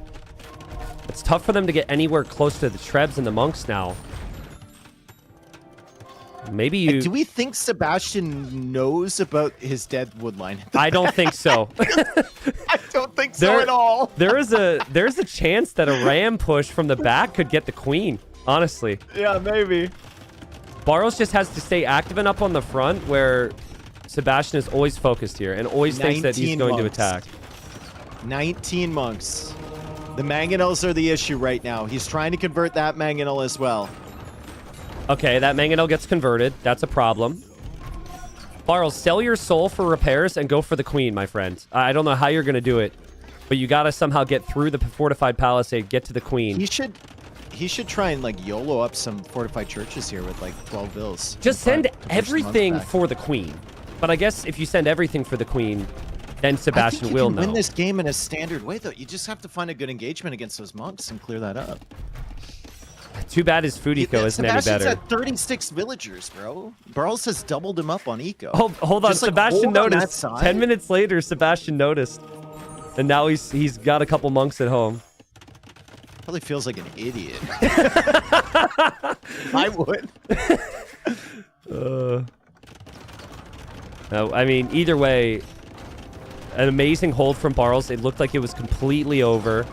If he can turn this around, he's got a 40 population lead. If he can win this game, there's the momentum that he's been waiting for.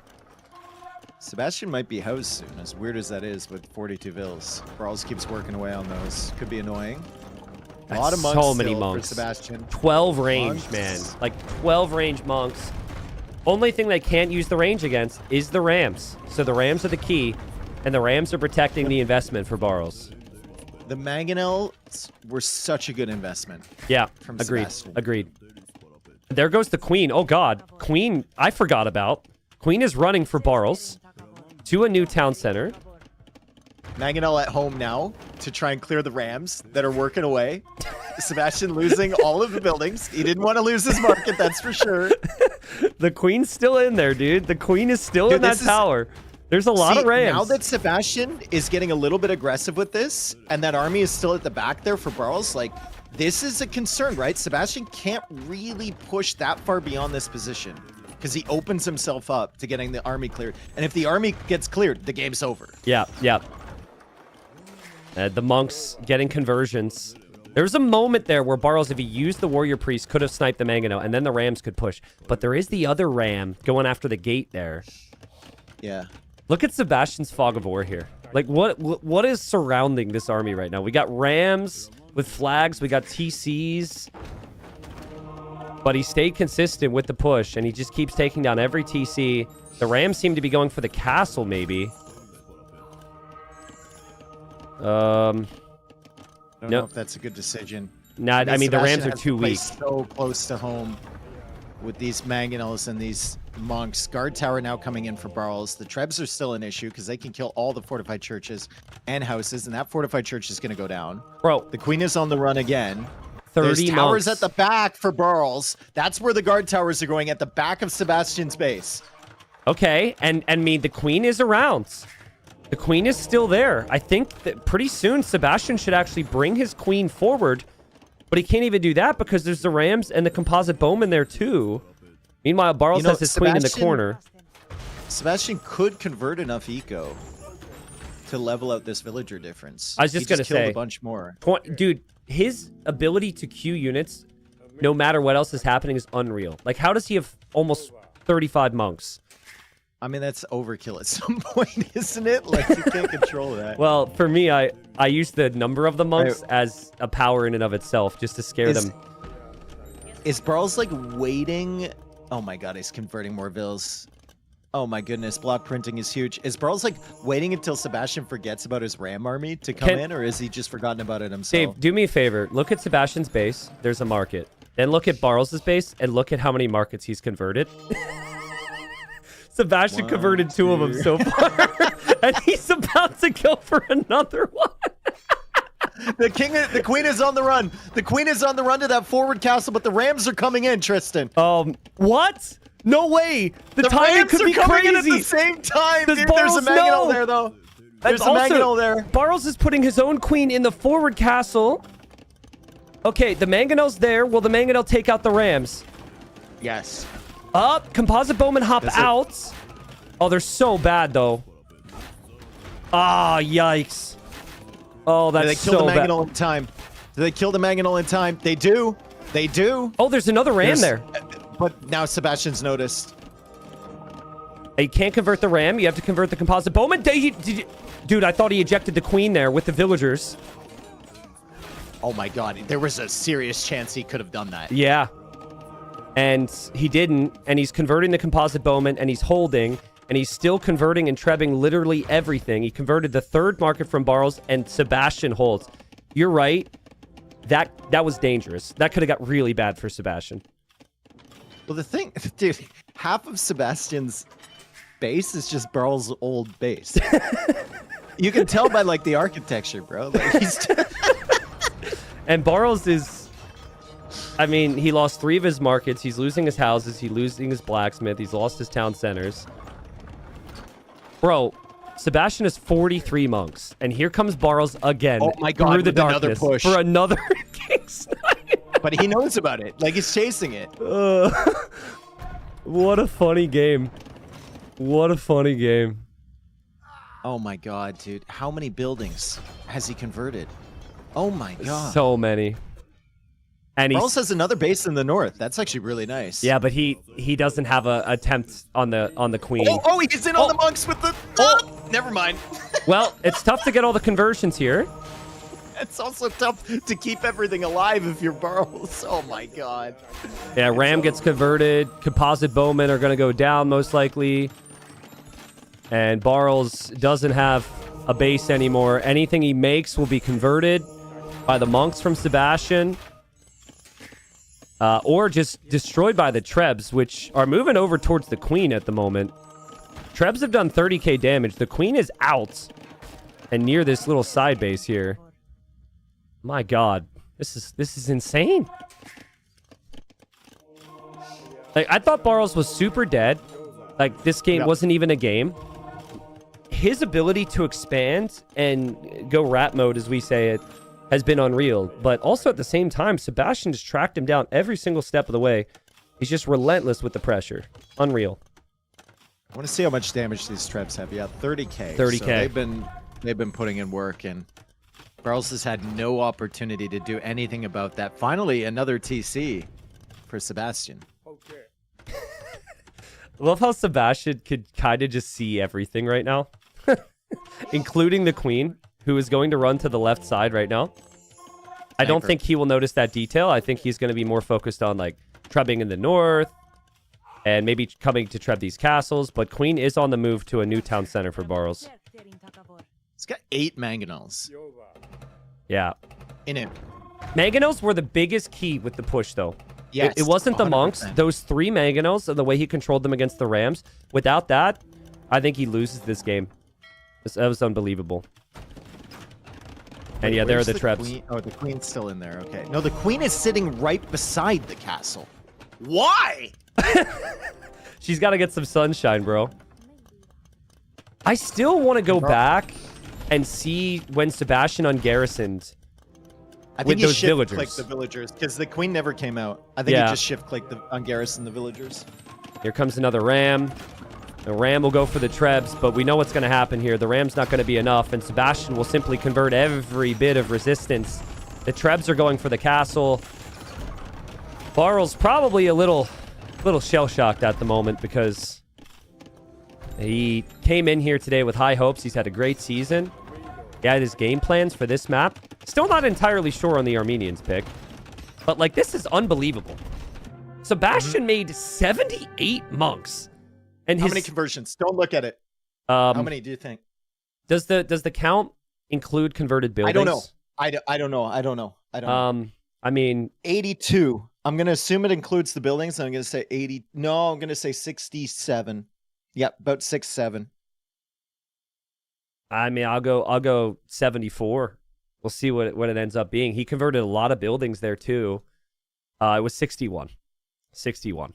Close. With an army high of 69. But that's not necessarily an army. We need a new term for that, dude. 78 monks created. He barely lost monks. He actually barely lost mangonels either, right? Because he made 12 of them. He ends the game with 9. And then his second most created unit, according to Capture Age, was Composite Bowman at 24 because he converted so many. It's not an army, So it's a stupid. cult. What a game, dude. What a crazy game 3. Yeah. Unbelievable. What a build, though. The details of the opening. Man-at-arms, archers, the exact position. Also the militia on the villager. Unreal. To follow that damage up, because no one's going to blame you if you just 3TC boom there, and go fast imp, the balls to go, like, steal the water buffaloes with the queen, be right next to the opponent there. Like, everything about that just seems so well prepped from Sebastian. He will be a threat, man, in the semifinals. Amazing play from Barros. I thought Barros played solid today, but just in the tiny moments, Sebastian was able to get the job done. Bypass, sniping the cannons.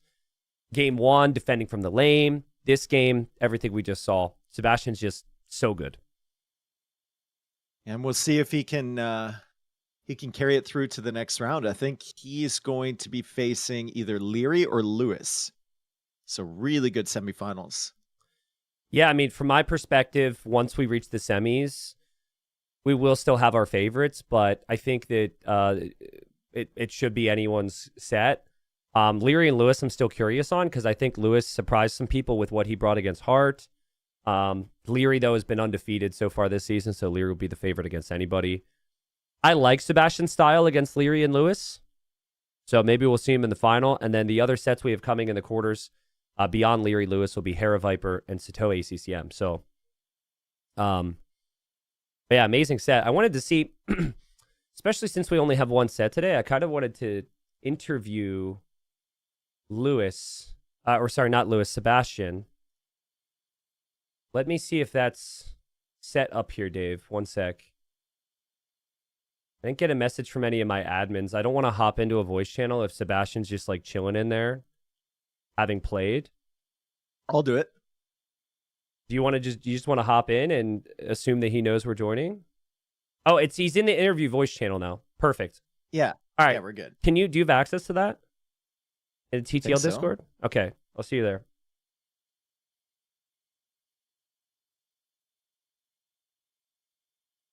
Alrighty. Easy last game. Holy cow. Yeah, I know that last game was crazy. I'm happy it worked. Sebastian, my friend, 3-0 in the quarterfinals here today. Variety of different wins as well. How are you feeling right now? Yeah, I'm really happy. The set went on my way. Like, I was a bit maybe lucky with the picks I had and all that, but overall the planning was good. I wasn't expecting too low actually, the last map, but like everyone was banning it against Pals because of his style, but he never played it. So I was like, I'm not banning it. I'm banning another map and leaving it open. So, and I had that strat in mind. It wasn't improvisation. You obviously don't have to share, but I was surprised you banned Corey on the map draft and not Bypass or Toulouse. So is it just because you're really obviously you played well, but like, is Corey a problem map for you? No, it's fine. Just felt like Pals was superior there. So just ban it just in case. Okay, makes sense. So game 1 was Monocle. You went Romans. He went Mongols. Did you feel really good after you stopped the first lane? Yeah, I felt quite comfortable. I started luring my first deer, and I was like, this is risky, so I went to check immediately. I think if he gets that boar, probably he wins that game, or it's way more even. And then I was just careful to see if he was going for like the FC strat, which we have seen. Yeah. But he went for the Menatarm approach, which is valid as well. So yeah. And can you take us through what you felt like when you looked back in Castle Age and saw the camel had killed like 8 villagers? yeah, I don't know what happened. I was so distracted, I guess. It was like 3 Menatarms or 2 Menatarms and a camel eating my bills. Yeah. Maybe I spread too much on the fish. Maybe I need outposts, I don't know. But I felt I was quite exposed. Did you work? I felt I was passive that game. From our perspective, you were winning that game, and then that happened. So when you had the oh shit moment and you saw how many villas you lost, like obviously the villagers were weak, so you probably didn't even know how many in total you lost. Did you get a bit worried there that maybe you were letting it slip, or were you still fairly confident? I was fairly confident, but I was worried when I didn't check the expansion, because I knew his next move was Mangudai, probably taking Stone Mangudai. Yeah. So I wanted to send my scout, but I don't know. Might have been a misclick. I didn't check it. So I was too late in finding his expansion. So I started to get a bit worried with Mangudai coming out, and I was throwing a lot of army. So I need to be more clean with my army, not throw so much. Can be a problem in the future. Okay. I mean, I can already tell you're starting to think about what tiny adaptations you can do better with, which is amazing. Talk to me about game 2. We go into bypass. You go Spanish, which everyone's expecting a castle, but you castled the back of your base. Why the back of your base instead of like more aggressively? And just any thoughts you're comfortable with sharing there? Yeah, I don't have much experience on that matchup, but usually Kongs is like the better Janissary. So ideally, if he goes for fast team, I don't want to have the castle in the front. Not sure what his plan was or what was his adaptation. But I guess he didn't go for the fast team, which makes sense. And I'm not sure about that game, because it was super close. I managed to maybe use the timing well and snowball from there, but it can be really problematic if he gets like heavy CA and then Hazards. So my Paladin Hub is like a timing thing. I cannot win the game with that for like a post imp, I think. So if you didn't get that siege, you think you might have been in trouble? Because you sniped the 2 bomber cannons in the Treb like right away for free. Yeah, I think I might have been in trouble. Maybe he could make camels earlier, not so many CA, and switch to heavy camel, I don't know, to protect the cannons and then transition to CA. But I guess that time I was able to snowball from there, probably.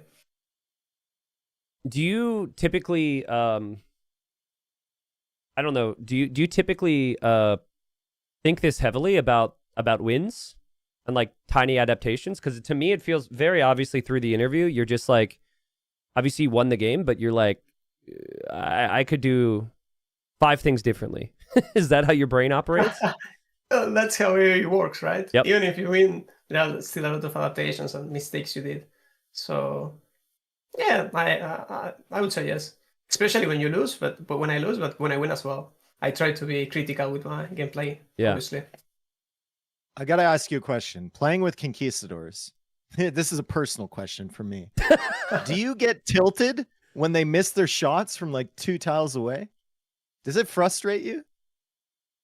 I mean, not in a tournament, but probably yes. Especially if you get converted, which wasn't the case in this game, at least. Okay. That's the most tilting, I guess. Getting converted by a monk. The answer is no. Then the answer is no. Yeah, that's you don't have a visceral reaction. Sebastian's too busy fixing his Winning. eco to think about it and winning. Yeah. The issue is you and I need the conks to hit or we're dead, Dave. That's the difference. So, all right. So, Sebastian, you said game 3 was adaptation. That looked practice to me. Was it full on adaptation? no. Was there any practice? What was that? Because that was insane. No. I'm not sure what I said, but I was trying to say that was prepared. Ah, okay, okay. That was an adaptation. Okay, So I was not expecting to lose, but I had that in case, basically. I see. I mean, it was a masterpiece, right? Like I a tiny detail I'd like to ask you. So you're saying you practiced that? Yes? Like that build? Yes. Okay. Did you, so my instincts as an AoE player were to see the tower near the dock, and the second Barles pulls away to not engage because I wouldn't want to lose my scout and militia. So did you learn through experience that you could still get a villager kill there and get the blocks, or did that just feel natural? Because it felt to me like you'd done that specific thing before. Yeah, like you only have 2 places to hit with the militia if you make militia. Yeah. Which is usually a stupid idea, right? Because there is a tower on the map. There is the dock what now shoots arrows. So like, where can you hit with the militia? It's like the dumbest strategy on the map. Yeah. But that's the thing, right? No one expects it. Yep. So you have 2 places to hit, on the wood or on the fish. And since probably there is no loom, it can work, but it can work once probably. Next time, like the opponent knows, maybe explore the barrack and the militias are maybe useless. Okay, sick. But was the plan Yeah, fast imp the whole that's way, or did it just feel natural after the opening? Yeah, there were 2 adaptations, but I don't know how to play that late game, so I just went for the easiest adaptation, I guess. Okay. Dave, sorry, this is my 3rd question in a row. I'm so excited. It's about the queen. Yes, tell me about the water buffaloes. Because dude, Sebastian, I felt so good. I went on this like 3-minute thing where I told viewers and Dave about the importance of the water buffaloes with the queen.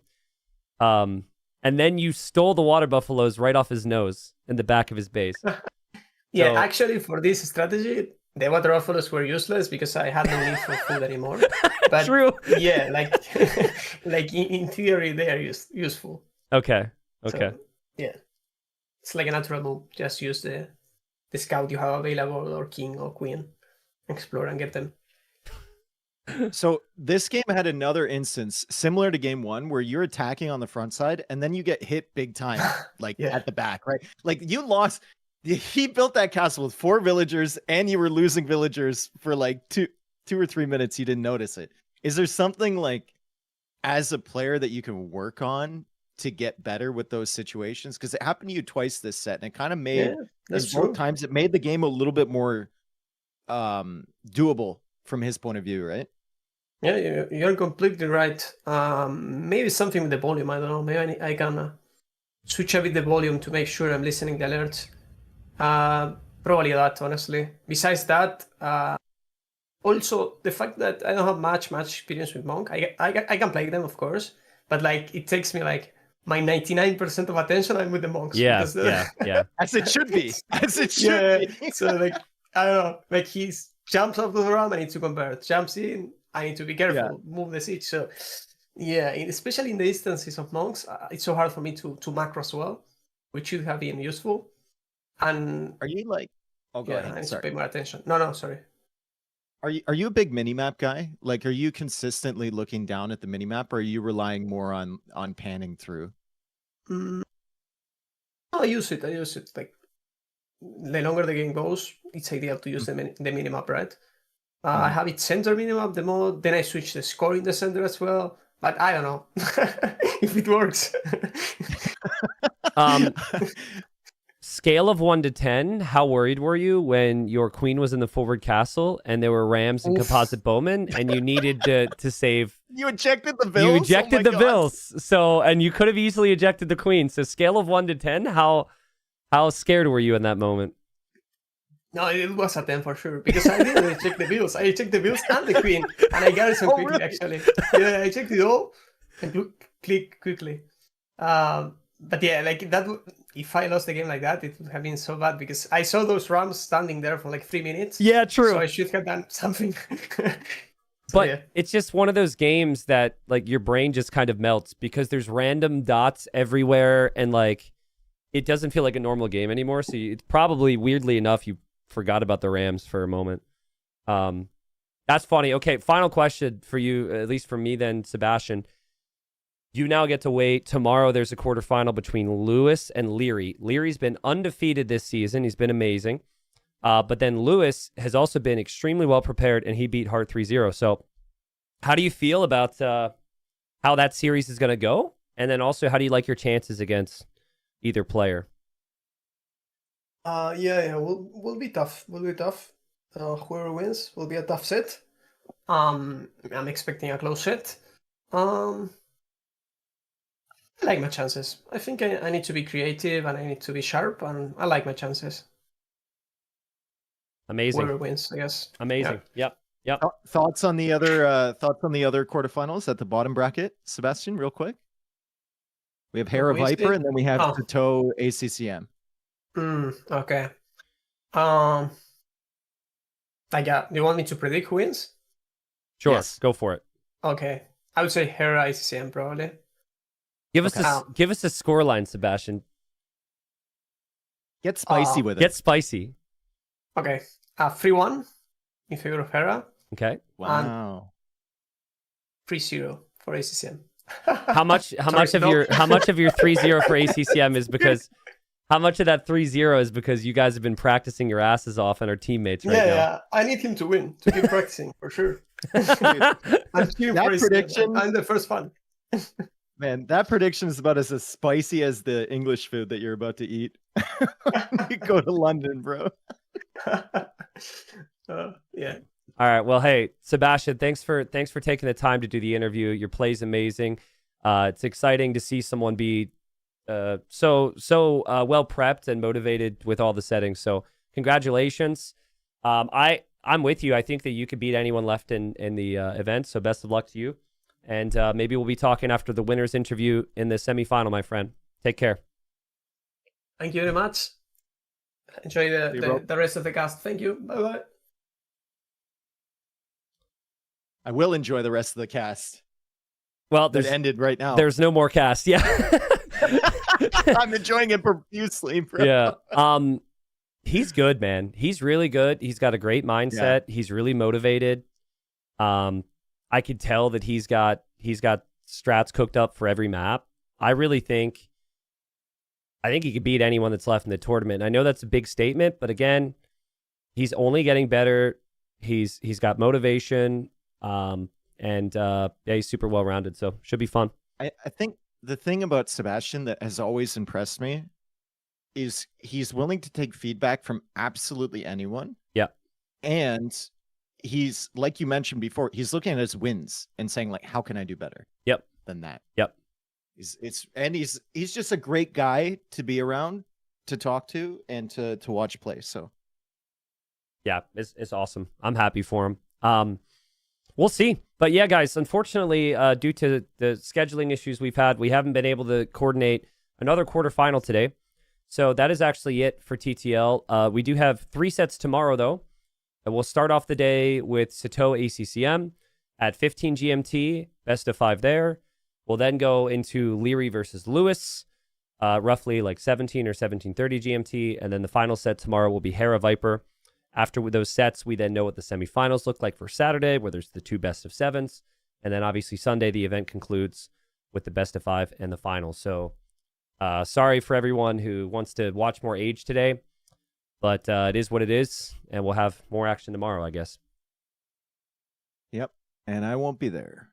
Are you off tomorrow? Decided tomorrow is the day that they have to do construction and I have to vacate my place tomorrow. I'm like, I don't think I can convince them that there's like a Hera Viper set, and we can put it off to another day. We could coordinate. We could like gift them some subs on channel. We could do a lot. The Age of Empires community can make it happen. So you just normal people don't have a channel to gift Twitch normal people. How dare you? How dare you? I resent that. Yeah. Well. Hey. It's all right. I know how it goes. That's unfortunate, but at least it's not on the weekend, so hopefully we'll be able to get some semifinal and final action. Not, bro. They said it would be over by 5. What type of construction is it? I might be stranded.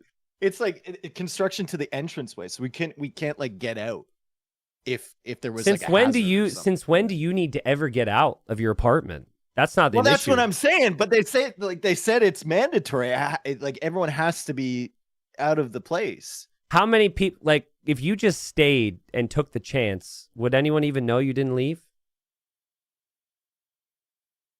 No, All right. but they might. I don't know. In the event that there I was an wanna take that. emergency, that would be really bad. So Yeah, that's- it that's would fair. be. That's And fair. then you'd be reading a headline about how you can. No, you'd be on live stream fails convincing me to stay in my place, and then there'd be the headline of like it burned down or something. Yeah, I'm not gonna lie, the thought crossed my mind. I was like, the very small chance that you would actually do what I'm saying here, I'd feel horrible. So I don't want that. But yeah, that sucks. But hopefully I'll hit you up on the weekend and we'll see. Are you streaming more today? Or are you done? Honestly, I did like a 10-hour day yesterday. We've got a long day tomorrow. True. So I'm probably gonna call it quits here. And I do something. I don't know. I'll find something to do. I'm a million projects behind. But thanks for joining up, man. Yeah, thanks for having me. I'll see you again later. All right, yep. Good luck tomorrow. I'll hit you up this weekend. Peace. See ya. Alrighty, guys. I tried to convince Dave to take some slight personal risk for TTL, but apparently his safety's too important. But yeah, I'll set up with Dave and we'll cast for the weekend. Thanks for watching, everybody. It was a good set. Obviously, would have loved to have a few more games, but the games we had were very good. I'll open it up for some Q&A because it's a bit of a shorter stream if you guys want to talk for a little bit.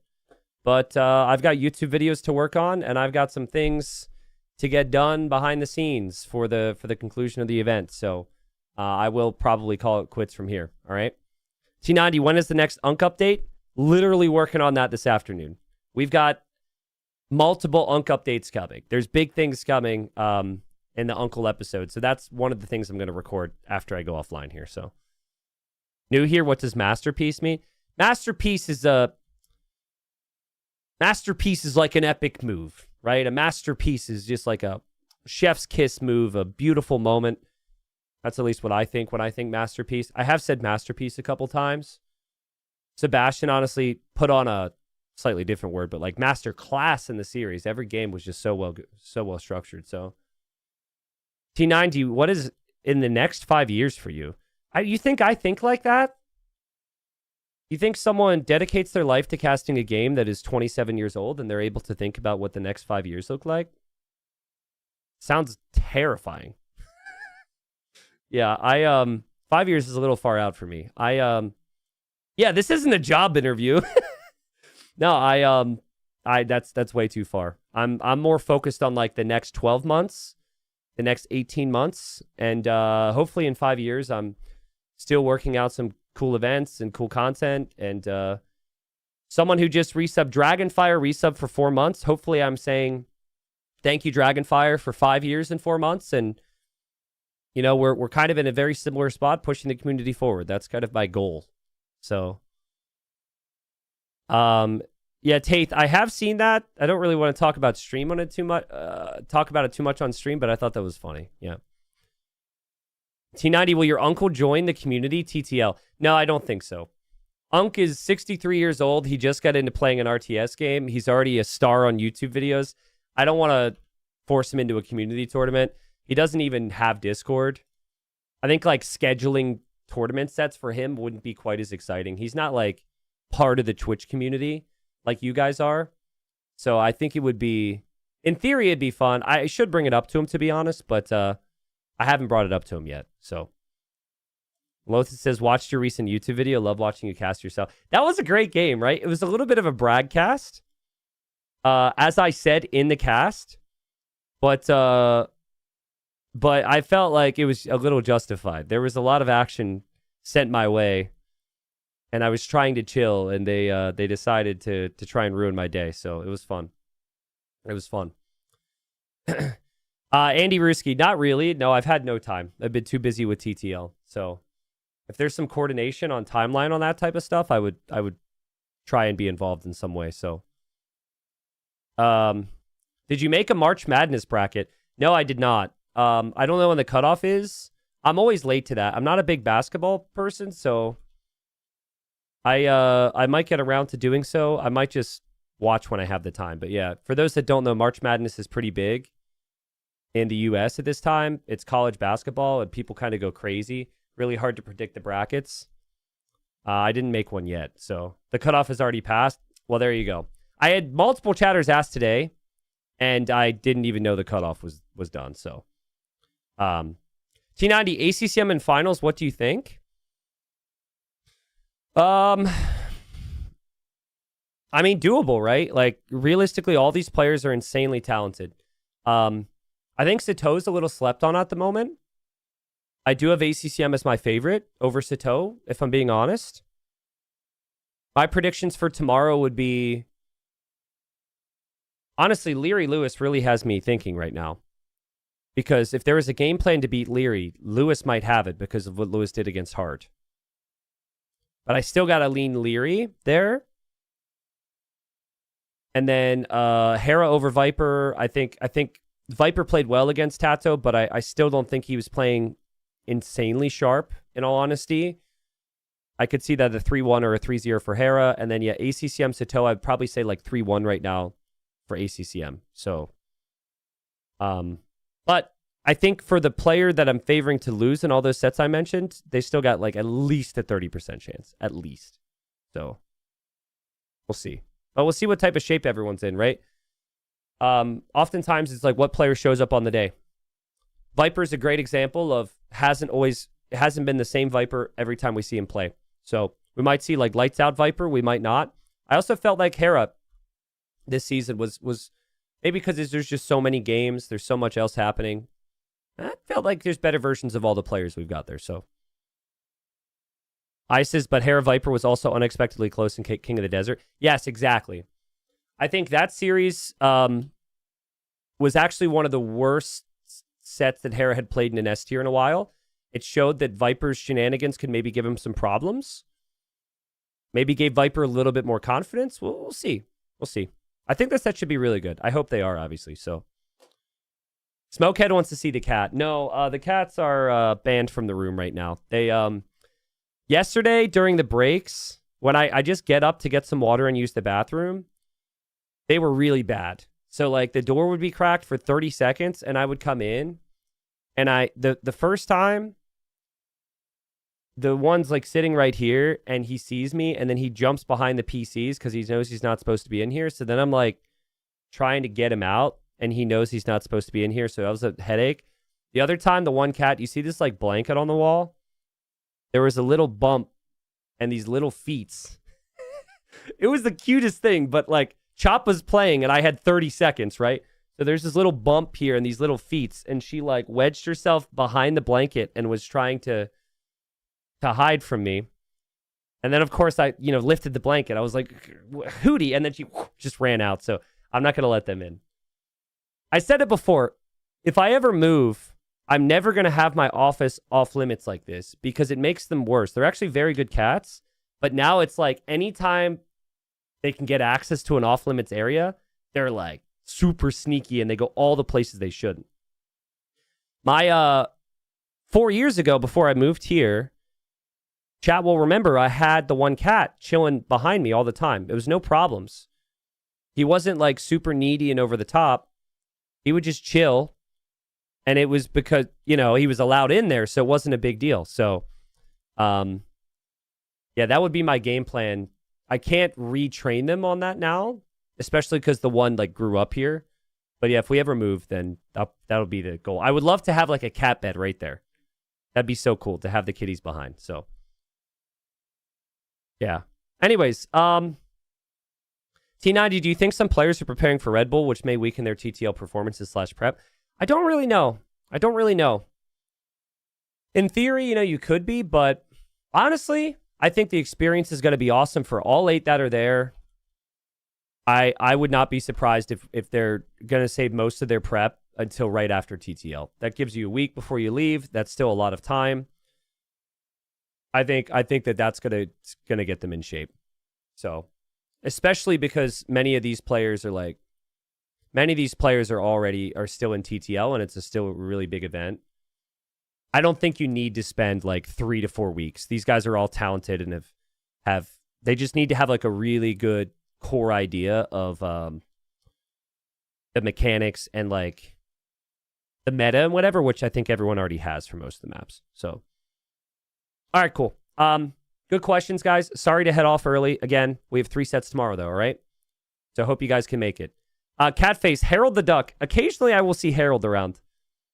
But, like, not like the Harold. When I first moved to Florida, that freaking duck was like stalking me when I would go to get the mail. And, like, anytime I left my house was that freaking Muscovy duck just waiting for me. They still are those ducks around sometimes, but, yeah, that particular one's not a thing.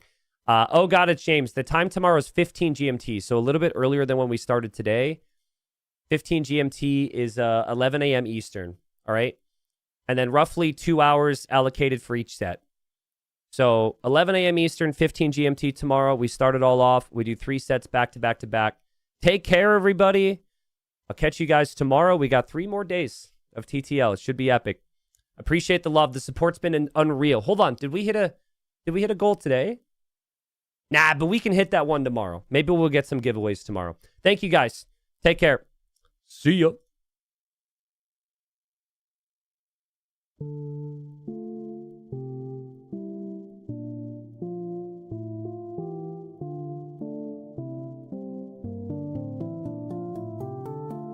All is dark, there's no fear, for you are good at what you know. But if you push all your dear, you better know. We're set up, man stone, lose her on their own. You can send whatever army, they can fend them off alone. Go queue up, summer scouts, we'll always be holding out. We've got nowhere else to be when we play AOETD.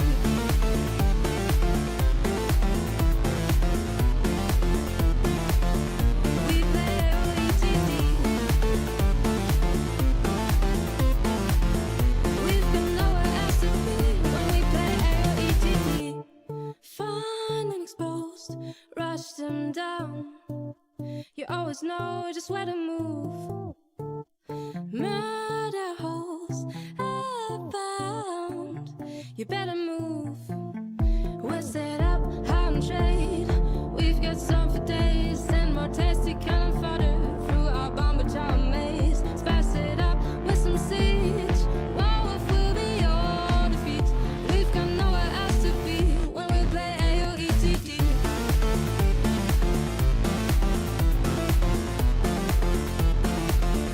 We play AOETD. We've got nowhere else to be when we play AOETD.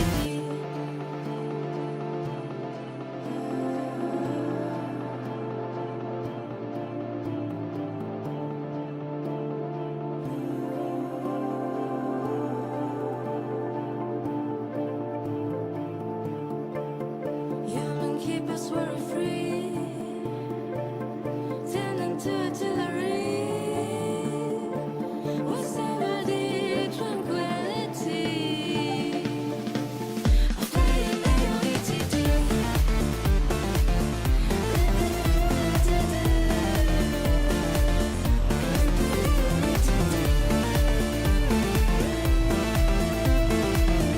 We've got nowhere else to be when we play AOETD. We play AOETD. We play AOETD. We've got nowhere else to be when we play AOETD. All right, I've seen like 8 questions. No more games today? Question mark. Stream end early? Question mark. Yeah, 1 set today, unfortunately. I will go offline now if you would like to watch the VOD. Tomorrow we have 3. Okay? Sorry if you just got here, but the VOD was good. Good games. Catch you guys tomorrow. See ya.